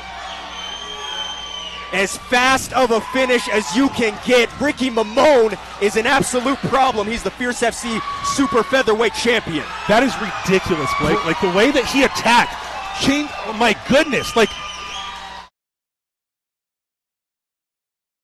let's look at this replay. Okay, here we go. Fight starts off. Ricky comes forward. Hard teep kick, hard right hand, and does not stop. Sees he got his guy hurt. And the thing that's impressive here, this is not just an unregulated blitz.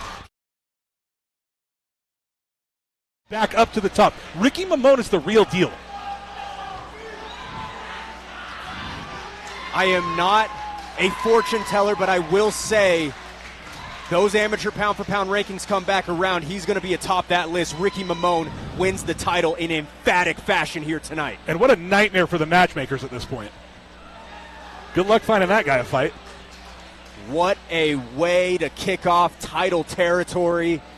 And we are going to make it official. Prime to belt the winner. Here is Jackson Hooks.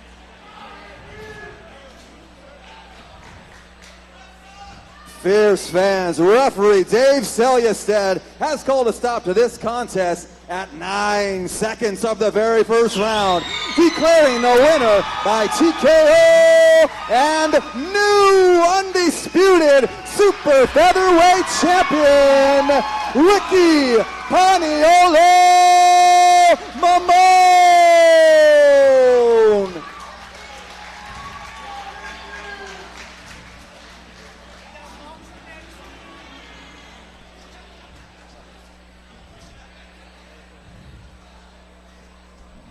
All right, ladies and gentlemen, I'm here with your winner, Ricky Mamone. Ricky, that was about as fast. That was a phenomenal performance, quick performance. What's going through your mind, man? Nothing, the goal was to, get my hand raised, this belt around my waist, and here I am. So, first of all, I'd just like to give a big shout out to Agima Jiu-Jitsu out in Provo, Bobby King at Layton. Thank you for letting us train at you guys' gym. Other than that, man, I'm feeling good. I want to take a look at this fight. It was only 9 seconds.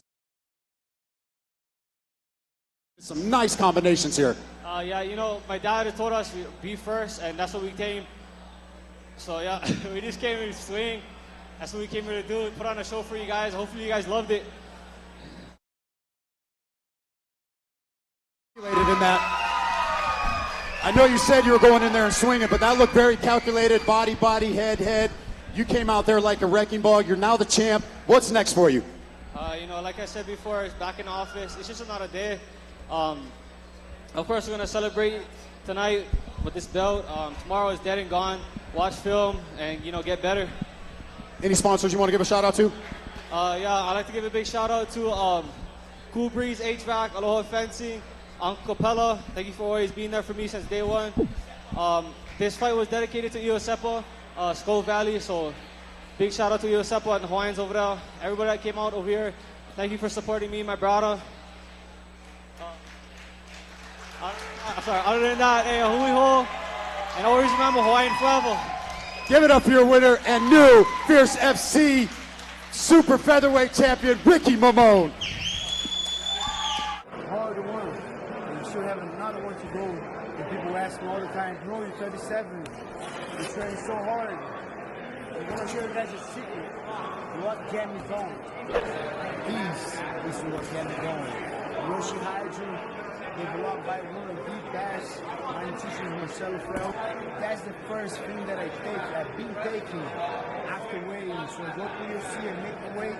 That's the first thing that I take in recovery. And that's the thing that's going to get me going to the next session. Yoshi Hydro. I told you guys, the second round is done. Yoshi Hydro. That thing going to get you going. Make sure you get yours. Welcome back inside Warehouse 22 in Syracuse, Utah. Blake O'Rulian alongside Jason Laporte, as well as my man Andrew Boquette. Guys, I haven't been this in awe of a performance. I think, Jason, I really think ever. I don't know if I've ever been this shocked before. That was on paper a very competitive fight. And Ricky Mamone takes care of business in 9 seconds. 9 seconds, 20 years old. This kid's a problem. He is a problem. And you heard he gave a shout out to Agima. He's training at Agima. Watch out for this kid. I'm kind of shook, to be honest with you guys. I mean, you watch this replay here again. This is such beautiful striking. The way that he circled off, he hit his right hand, circled back. I mean, you talked about Mike Tyson. Man, you cannot be on the feet with this kid. You just can't. He's too explosive. He hits too hard. He's too quick. Lightning fast with that Mamone movement. I had it on my boards to mention that specifically. He moves so quickly, so well, and there is so much to look forward to with him continuing on his career throughout the upcoming years. All right, we will move to title bout number 2 between Melody Schrock and Asia Negron. With that, let's kick it inside to Jackson Hoops. Fierce fans, our co-main event and final title fight of the evening is sponsored by Rush Hydro. As fellow high-performance athletes, they intimately understand the demands your body faces during intense workouts. At Rush Hydro, they bottle the essence of resilience and determination. Feel the exhilaration of optimal electrolyte balance and unmatched bioavailability tailored for champions who refuse to settle for anything less. Elevate your performance with elite hydration. Revitalize, rebound, and recharge with Rush Hydro. Fierce fans, make some noise and welcome the challenger, Asia Negron, and then the champion, Melody Schrock, to the cage.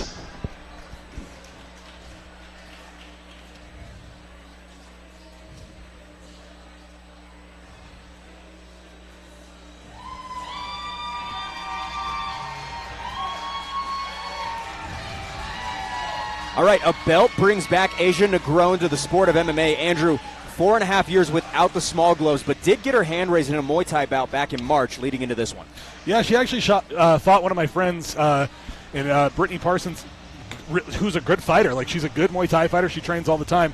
And Asia won that fight pretty handily. She got a stoppage in it, and she kind of just bullied her way forward through big shots and never stopped moving, and moving forward, that is. And that's probably what I'm going to expect to see from her out of here. I wasn't even aware that she was still training MMA. I thought her entire focus was on Muay Thai. Yeah, 4.5-year layoff. Her last MMA fight was January 10th of 2020, Jason. Yeah, it was quite a long time ago. She's really big for the weight class.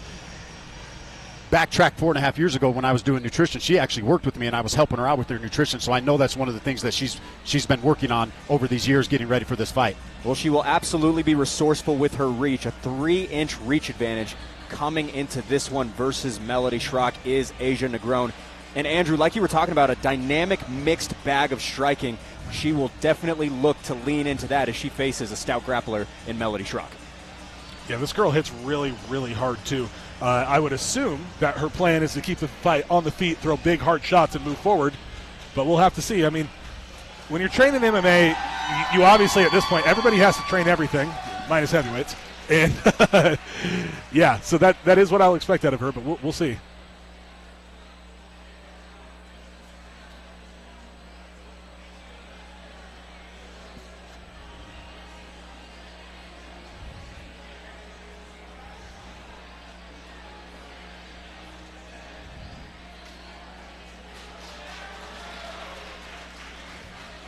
Unbeaten up to this point is the incumbent Melody Schrock. Jason, from day one to now, the champion steadily searches for submission wherever the opportunity presents itself, and that lands her in her first title defense. Yeah, you nailed it. If there's a submission attempt available, she is going to take it. And if it's not available, she's going to find it. Andrew, I will break that down actually for you right now. She is so efficient with her submission attacks. In her 3 fights, 6 sub attempts, 3 submission wins, all by armbar. Yeah, that's pretty impressive. When you see a grappler not only take people down and get on top of them or whatever, but actively hunt for submissions like that, shows a lot of confidence. You know, it's one thing to do it in the gym when the consequence is, not getting your head caved in. To do it in a fight shows a lot of confidence, in your jiu-jitsu, and it means that you're drilling those things, right? You don't just come into the cage. People always like to say you rise to the occasion. It's not a real thing in mixed martial arts. You fall to the level of your training, right? And clearly, if she is hunting submissions that efficiently, she's putting in the work to do so. All right, let's see what falls onto the film here between these two featherweights as we pull up our tale of the tape, presented by Rush Hydro. Melody Schrock facing off against Asia Negron. Negron, 5-year senior, coming into this one at 26 years of age, also will have that 3-inch height advantage. Melody Schrock tipping the scales yesterday at 144.5 pounds. Asia Negron coming in slightly under at 142.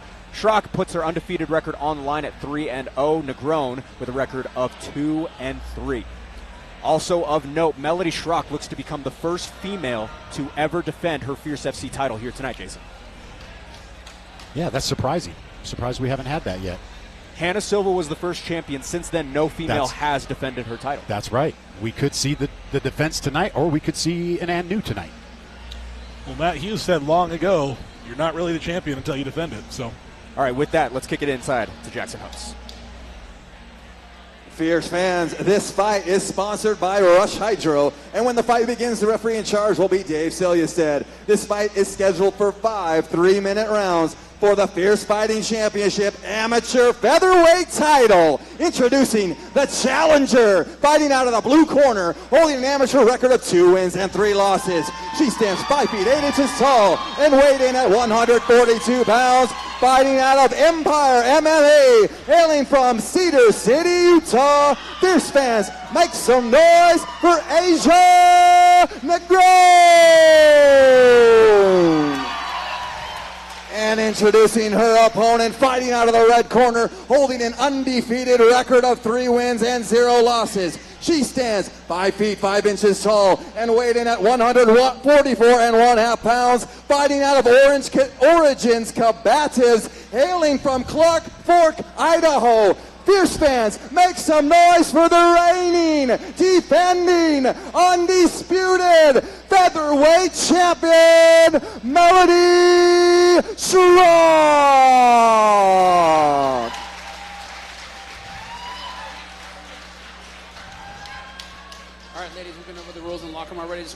Big ones again. Stay off the top, back of the head, neck, and spine. Keep your fingers out of the cage. It's amateur bouts. The only thing that strikes the head is either a punch or a kick. Got it?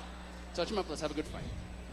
Fierce FC featherweight champion Melody Schrock, wrapped in the red gloves, challenging is Asia Negron in the blue. This amateur featherweight title bout is brought to you by Rush Hydro. Revitalize, rebound, and recharge with Rush Hydro, the official recovery drink of Fierce FC.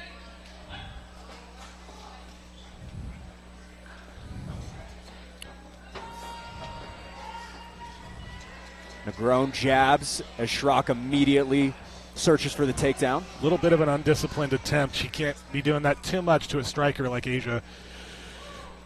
And Asia was waiting for it too. She circled right out of that. Yeah, you got to be real careful coming forward with your head up like that. Needs to set that up with a few punches, work her way into a clinch. That's a little better. There we go. That's what we like to see. Asia doing a good job not letting her get her hands, pushing her right away. Not getting into those tie-ups. And the difference that you're seeing here that Asia Negron is doing that the guys weren't doing earlier is that she's moving her feet while she's punching, right? Stationary targets are easy to hold. There's that judo throw. Let's see here. Asia told me specifically she had a game plan perfectly mapped out for the style of Melody Schrock. We will have to see if she can serve it well. Right now, Melody Schrock looking to bring this one back to the canvas as she floors Negron. And she's got an arm. Negron, 2 of her 3 losses have been by submission. Her latest one was October of 2019. Again, Schrock, all 3 of her wins have been by submission through armbar. And she's isolating that right arm of Asia's. I'm wondering if she's thinking about falling back on that. That's exactly what she's going to be going for. And that looks tight. Rinse and repeat once again. Melody Schrock gets it done, and she makes history here tonight as the first female to ever defend her title in Fierce Fighting Championship history. Executed her game plan perfectly. Got the takedown, went right for the armbar. There's no secret to what Melody Schrock wants to do when she gets in the cage. Gracie Jiu-Jitsu on display. Melody Schrock taking care of business in the first round. Once again, serves up a submission for another win in her career. Yeah, that was a great performance. You know, there's been a lot of talk recently about the efficacy of jiu-jitsu on a downpour, especially as people get better at wrestling, but apparently Melody didn't get the memo. She's falling back on arm bars. Asia Negron, embraced by her longtime coach, Steve Ergel, as well as his son, Jason. Josiah Simpson in the corner as well as we go over to the other side. Melody Schrock, always very respectful and very humble in victory, as we see her with her coach, as well as Paul Longworth, who's been helping on the strength and conditioning side of things.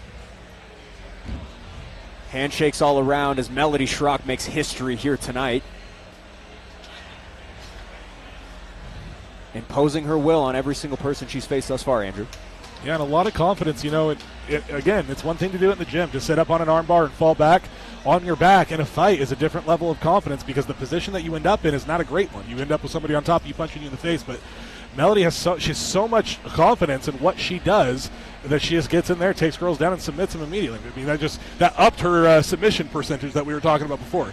She was, 3 for 6, now she's 4 for 7. All right, with that, let's make it official with Jackson Hooks.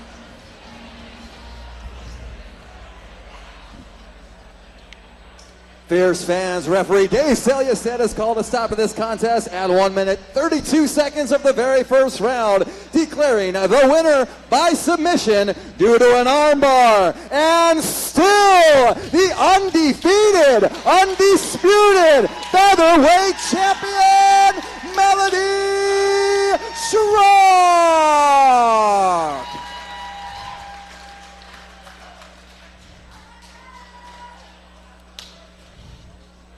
Come on over here, Melody. Melody, quick performance, another armbar finish, and then can I add that you are now the first female to defend the featherweight title. What's going through your mind right now? It's all really crazy, and I'm so glad I was able to remain a little bit calmer this fight. That's the thing I've been wanting to work very much, is to remain more calm. I think I did a little bit better this time. I thought you did a phenomenal job. It looks like she fought off some of those takedown defenses early on, and then you got the takedown, went right for the armbar. Was that the game plan? You're now 4 wins and 4 armbars. Was that the game plan coming in here? Well, it kind of always is the game plan, unless we want to switch it up or something. Is there anybody you want to give thanks to tonight? Oh yeah, so many people. I've had my coach, Kalilani Moorhead, Paul Longworth, and my MMA manager, Roman. They've all been helping me so much.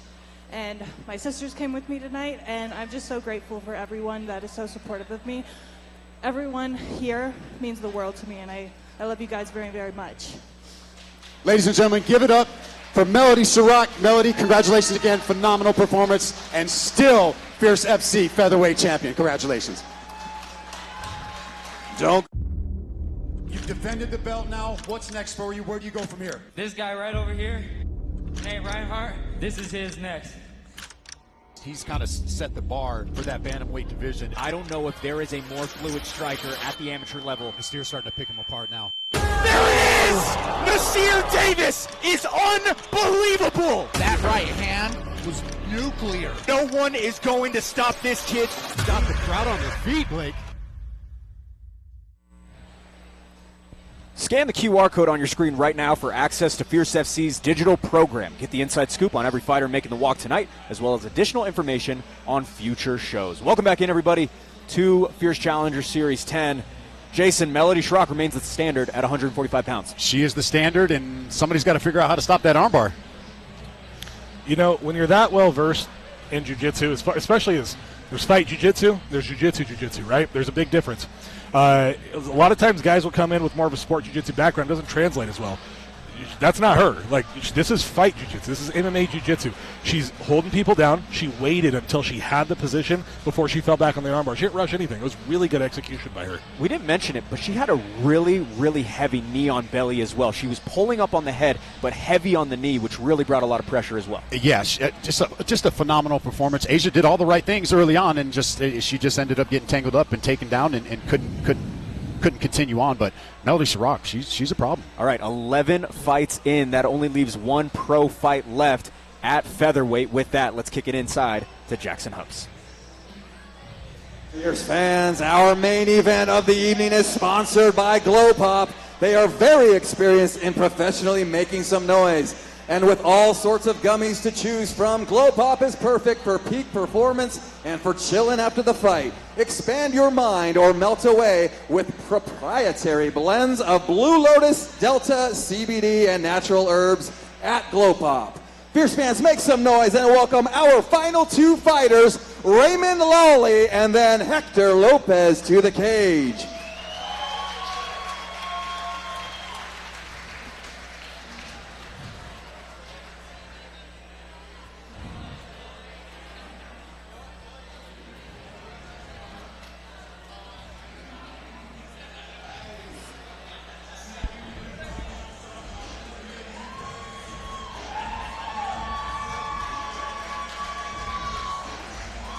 All right, a sophomore slate for Idaho's Raymond Lawley. Andrew, didn't go his way last November, but the pro debut, clearly a possessor of power, scoring 2 knockdowns in under 25 seconds.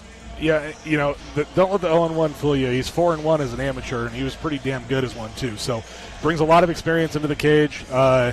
Should be a really good fight.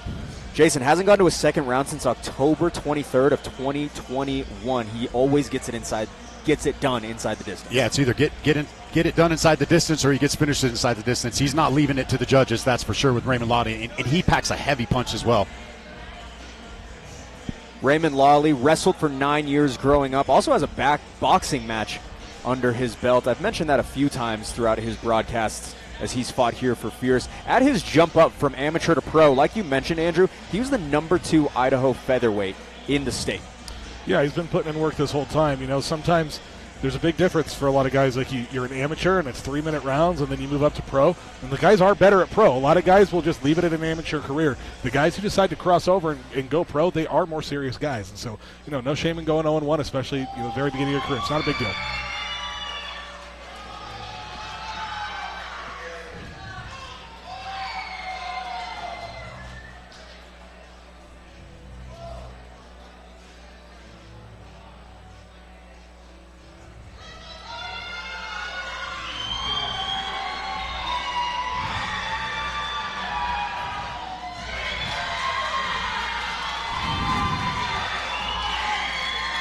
13 months away, but back as a pro is Hector Lopez. Jason, been some time since seeing the former featherweight champ on display. Last time out, he delivered one of the most unforgettable upsets in Fierce history. Yeah, one of the biggest upsets in Fierce Fighting Championship history. This guy is well-rounded, very, very well-versed on his feet and on the ground with that submission win that we saw in his last fight. Now jumping up to make his pro debut. I know he's ready. I know he's trained. He's got Bobby King in his corner. I know he's been getting some training in with Joe Haro. Hector Lopez is the real deal. Yeah, Andrew, 13 months void of MMA competition, the longest layoff since coming back in October of 2022 at Fierce Challenger Series 3. He's been unbeaten since then. Yeah, another guy, he's got 9 fights, right? As an amateur, he had 9 fights, and that sort of used to be the rule of thumb a long time ago back when the amateur fights first came out. Sort of the idea, at least around Utah, was you took 10 fights and then you went pro. He seemed to follow that recipe. This will be his 10th fight. A lot of experience here between these two guys. All right, with that, let's go ahead and pull up our tail of the tape for the final time here tonight in our main event. This professional featherweight bout is brought to you by Rush Hydro. Hector Lopez facing opposite Raymond Lawley. Lopez, the older man, by 8 years, 31 years of age to be exact. Identical in stature at 5'9". Hector Lopez tipping the scales at 146 pounds. Raymond Lawley out of the bounds of featherweight, missing weight by 3 pounds at 149. Lopez to make his pro debut here tonight. We do note his 6-3 amateur record. Raymond Lawley holding a professional record of 0-1.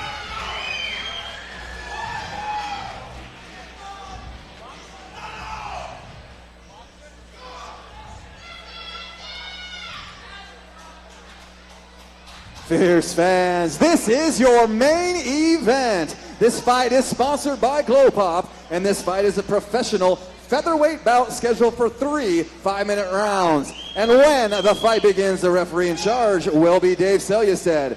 Now, one more time, I need everybody tuning into the pay-per-view and everybody here at the sold-out Warehouse 22 Event Center in Syracuse, Utah, put your hands together and make some noise!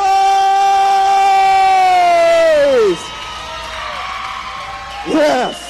And introducing the first fighter, fighting out of blue corner, holding a professional record of 0 wins and 1 loss. He stands 5 feet 8 inches tall and weighed in above the contracted weight at 149 pounds. Fighting out of SPG, Idaho, hailing from Boise, Idaho. Fierce fans, make some noise for Raymond Baby Ray Lawley.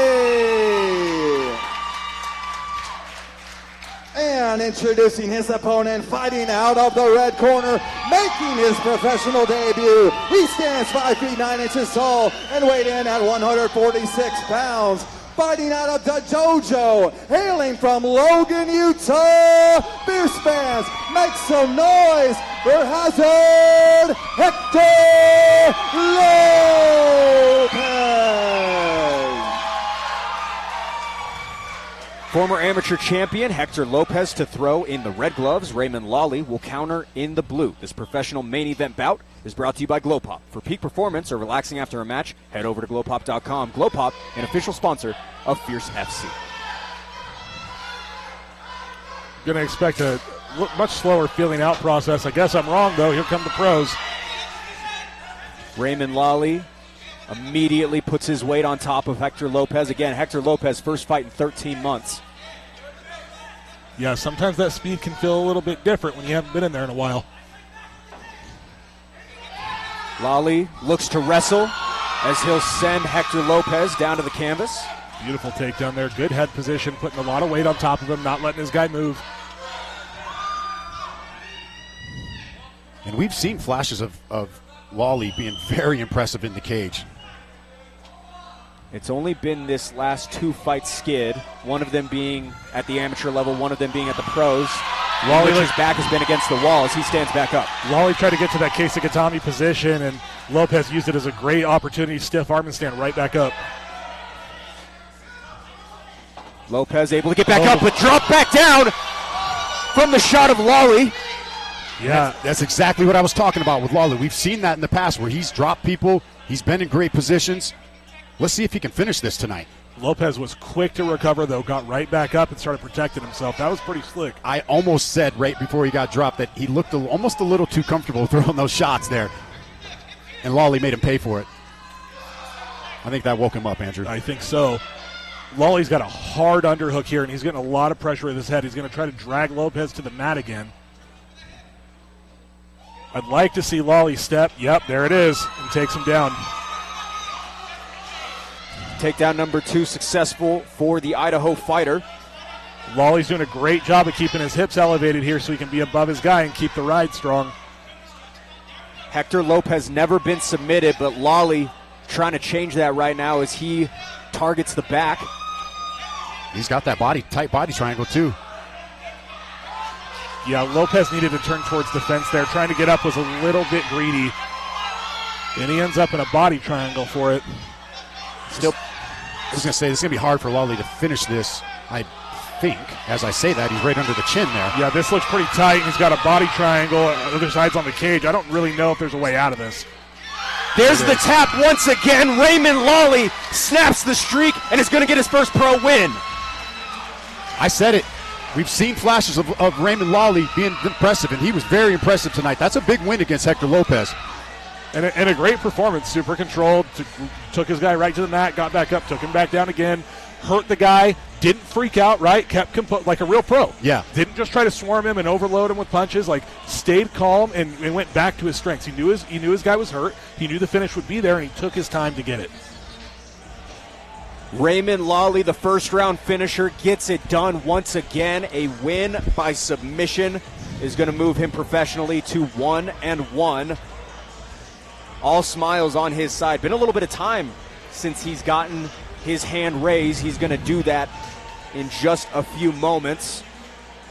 Quick shake of the hands between the two fighters. Hector Lopez unable to get his offense going, Andrew.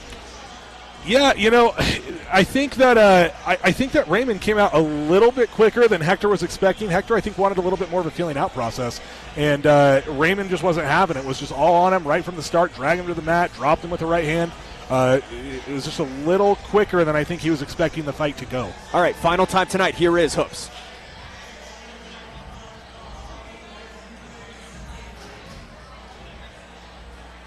Here's fans. Referee Dave Selyaset has called a stop to this contest at 2 minutes 26 seconds of the very first round, declaring the winner by submission due to rear naked choke, Raymond Baby Ray Lawley.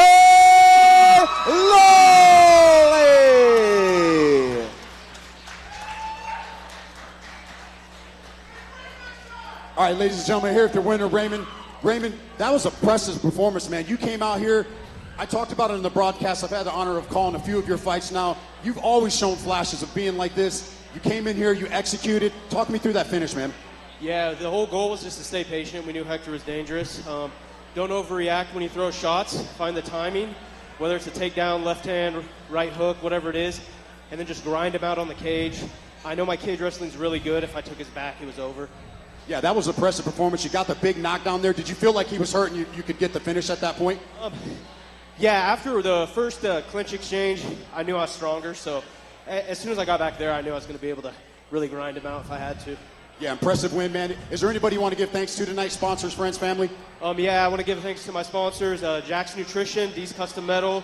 Give a thanks to SPG, my whole team, everybody who helped me get ready, all my family, friends, and my Lord and Savior, Jesus Christ.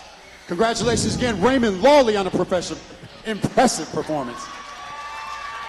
Raymond Lawley, victorious in this one. Thank you.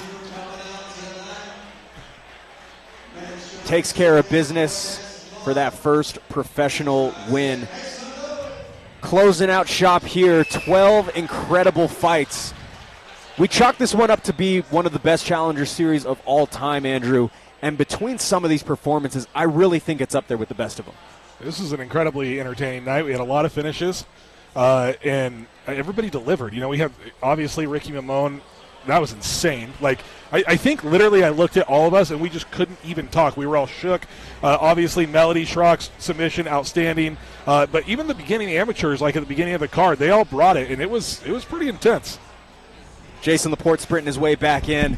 You're such a social butterfly that it makes it really hard sometimes to get you back to the booth at the end of the fight. Eric Iman, our counterpart here, over there, he grabbed me, pulls me aside. He said there was a lot of rear naked choke finishes tonight. I think I said there's the tap 15 times. I'm kidding. There was only 12 fights. But I said it a lot. and that's because there were so many emphatic finishes. We see new title holders as well in terms of Ricky Mamone. Your thoughts on any of these fights here tonight? Phenomenal performance from Ricky Mamone. And honestly, Raymond Lawley, like I said, I've seen these flashes of him before. He put it all together tonight. I was impressed with that. What I would really like to see from him, get his nutrition dialed in, get him making weight. He's a big 145er. He's strong.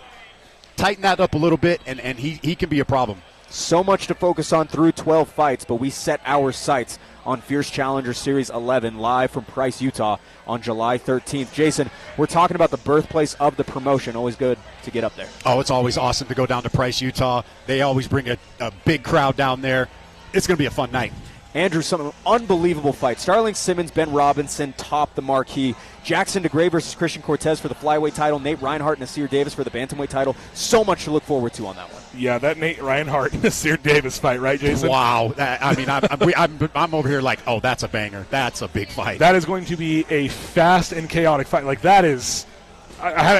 looking forward, you got to say that's probably going to be fight of the night. If you like high-level striking, Nate Reinhardt and Nasir Davis is going to be a very high-level striking fight. And think about this. Jackson DeGray going down, Nasir Davis going up. Pound for pound number 1, pound for pound number 2. I actually talked to Jackson DeGray just a couple of days ago. He told me that when that fight happens between him and Nasir, it's going to be at pro. Jackson DeGray going to be going pro after this one, but he looks forward to facing Nasir Davis someday in the near future. Yeah, I mean, that's another fight that's I'm just like, wow. Nasir Davis he's a problem. That kid is a problem. And Nate Reinhardt's a problem. Nate Reinhardt, I say striking. Nate Reinhardt has wrestling. Nate Reinhardt can get the fight to the ground and submit people.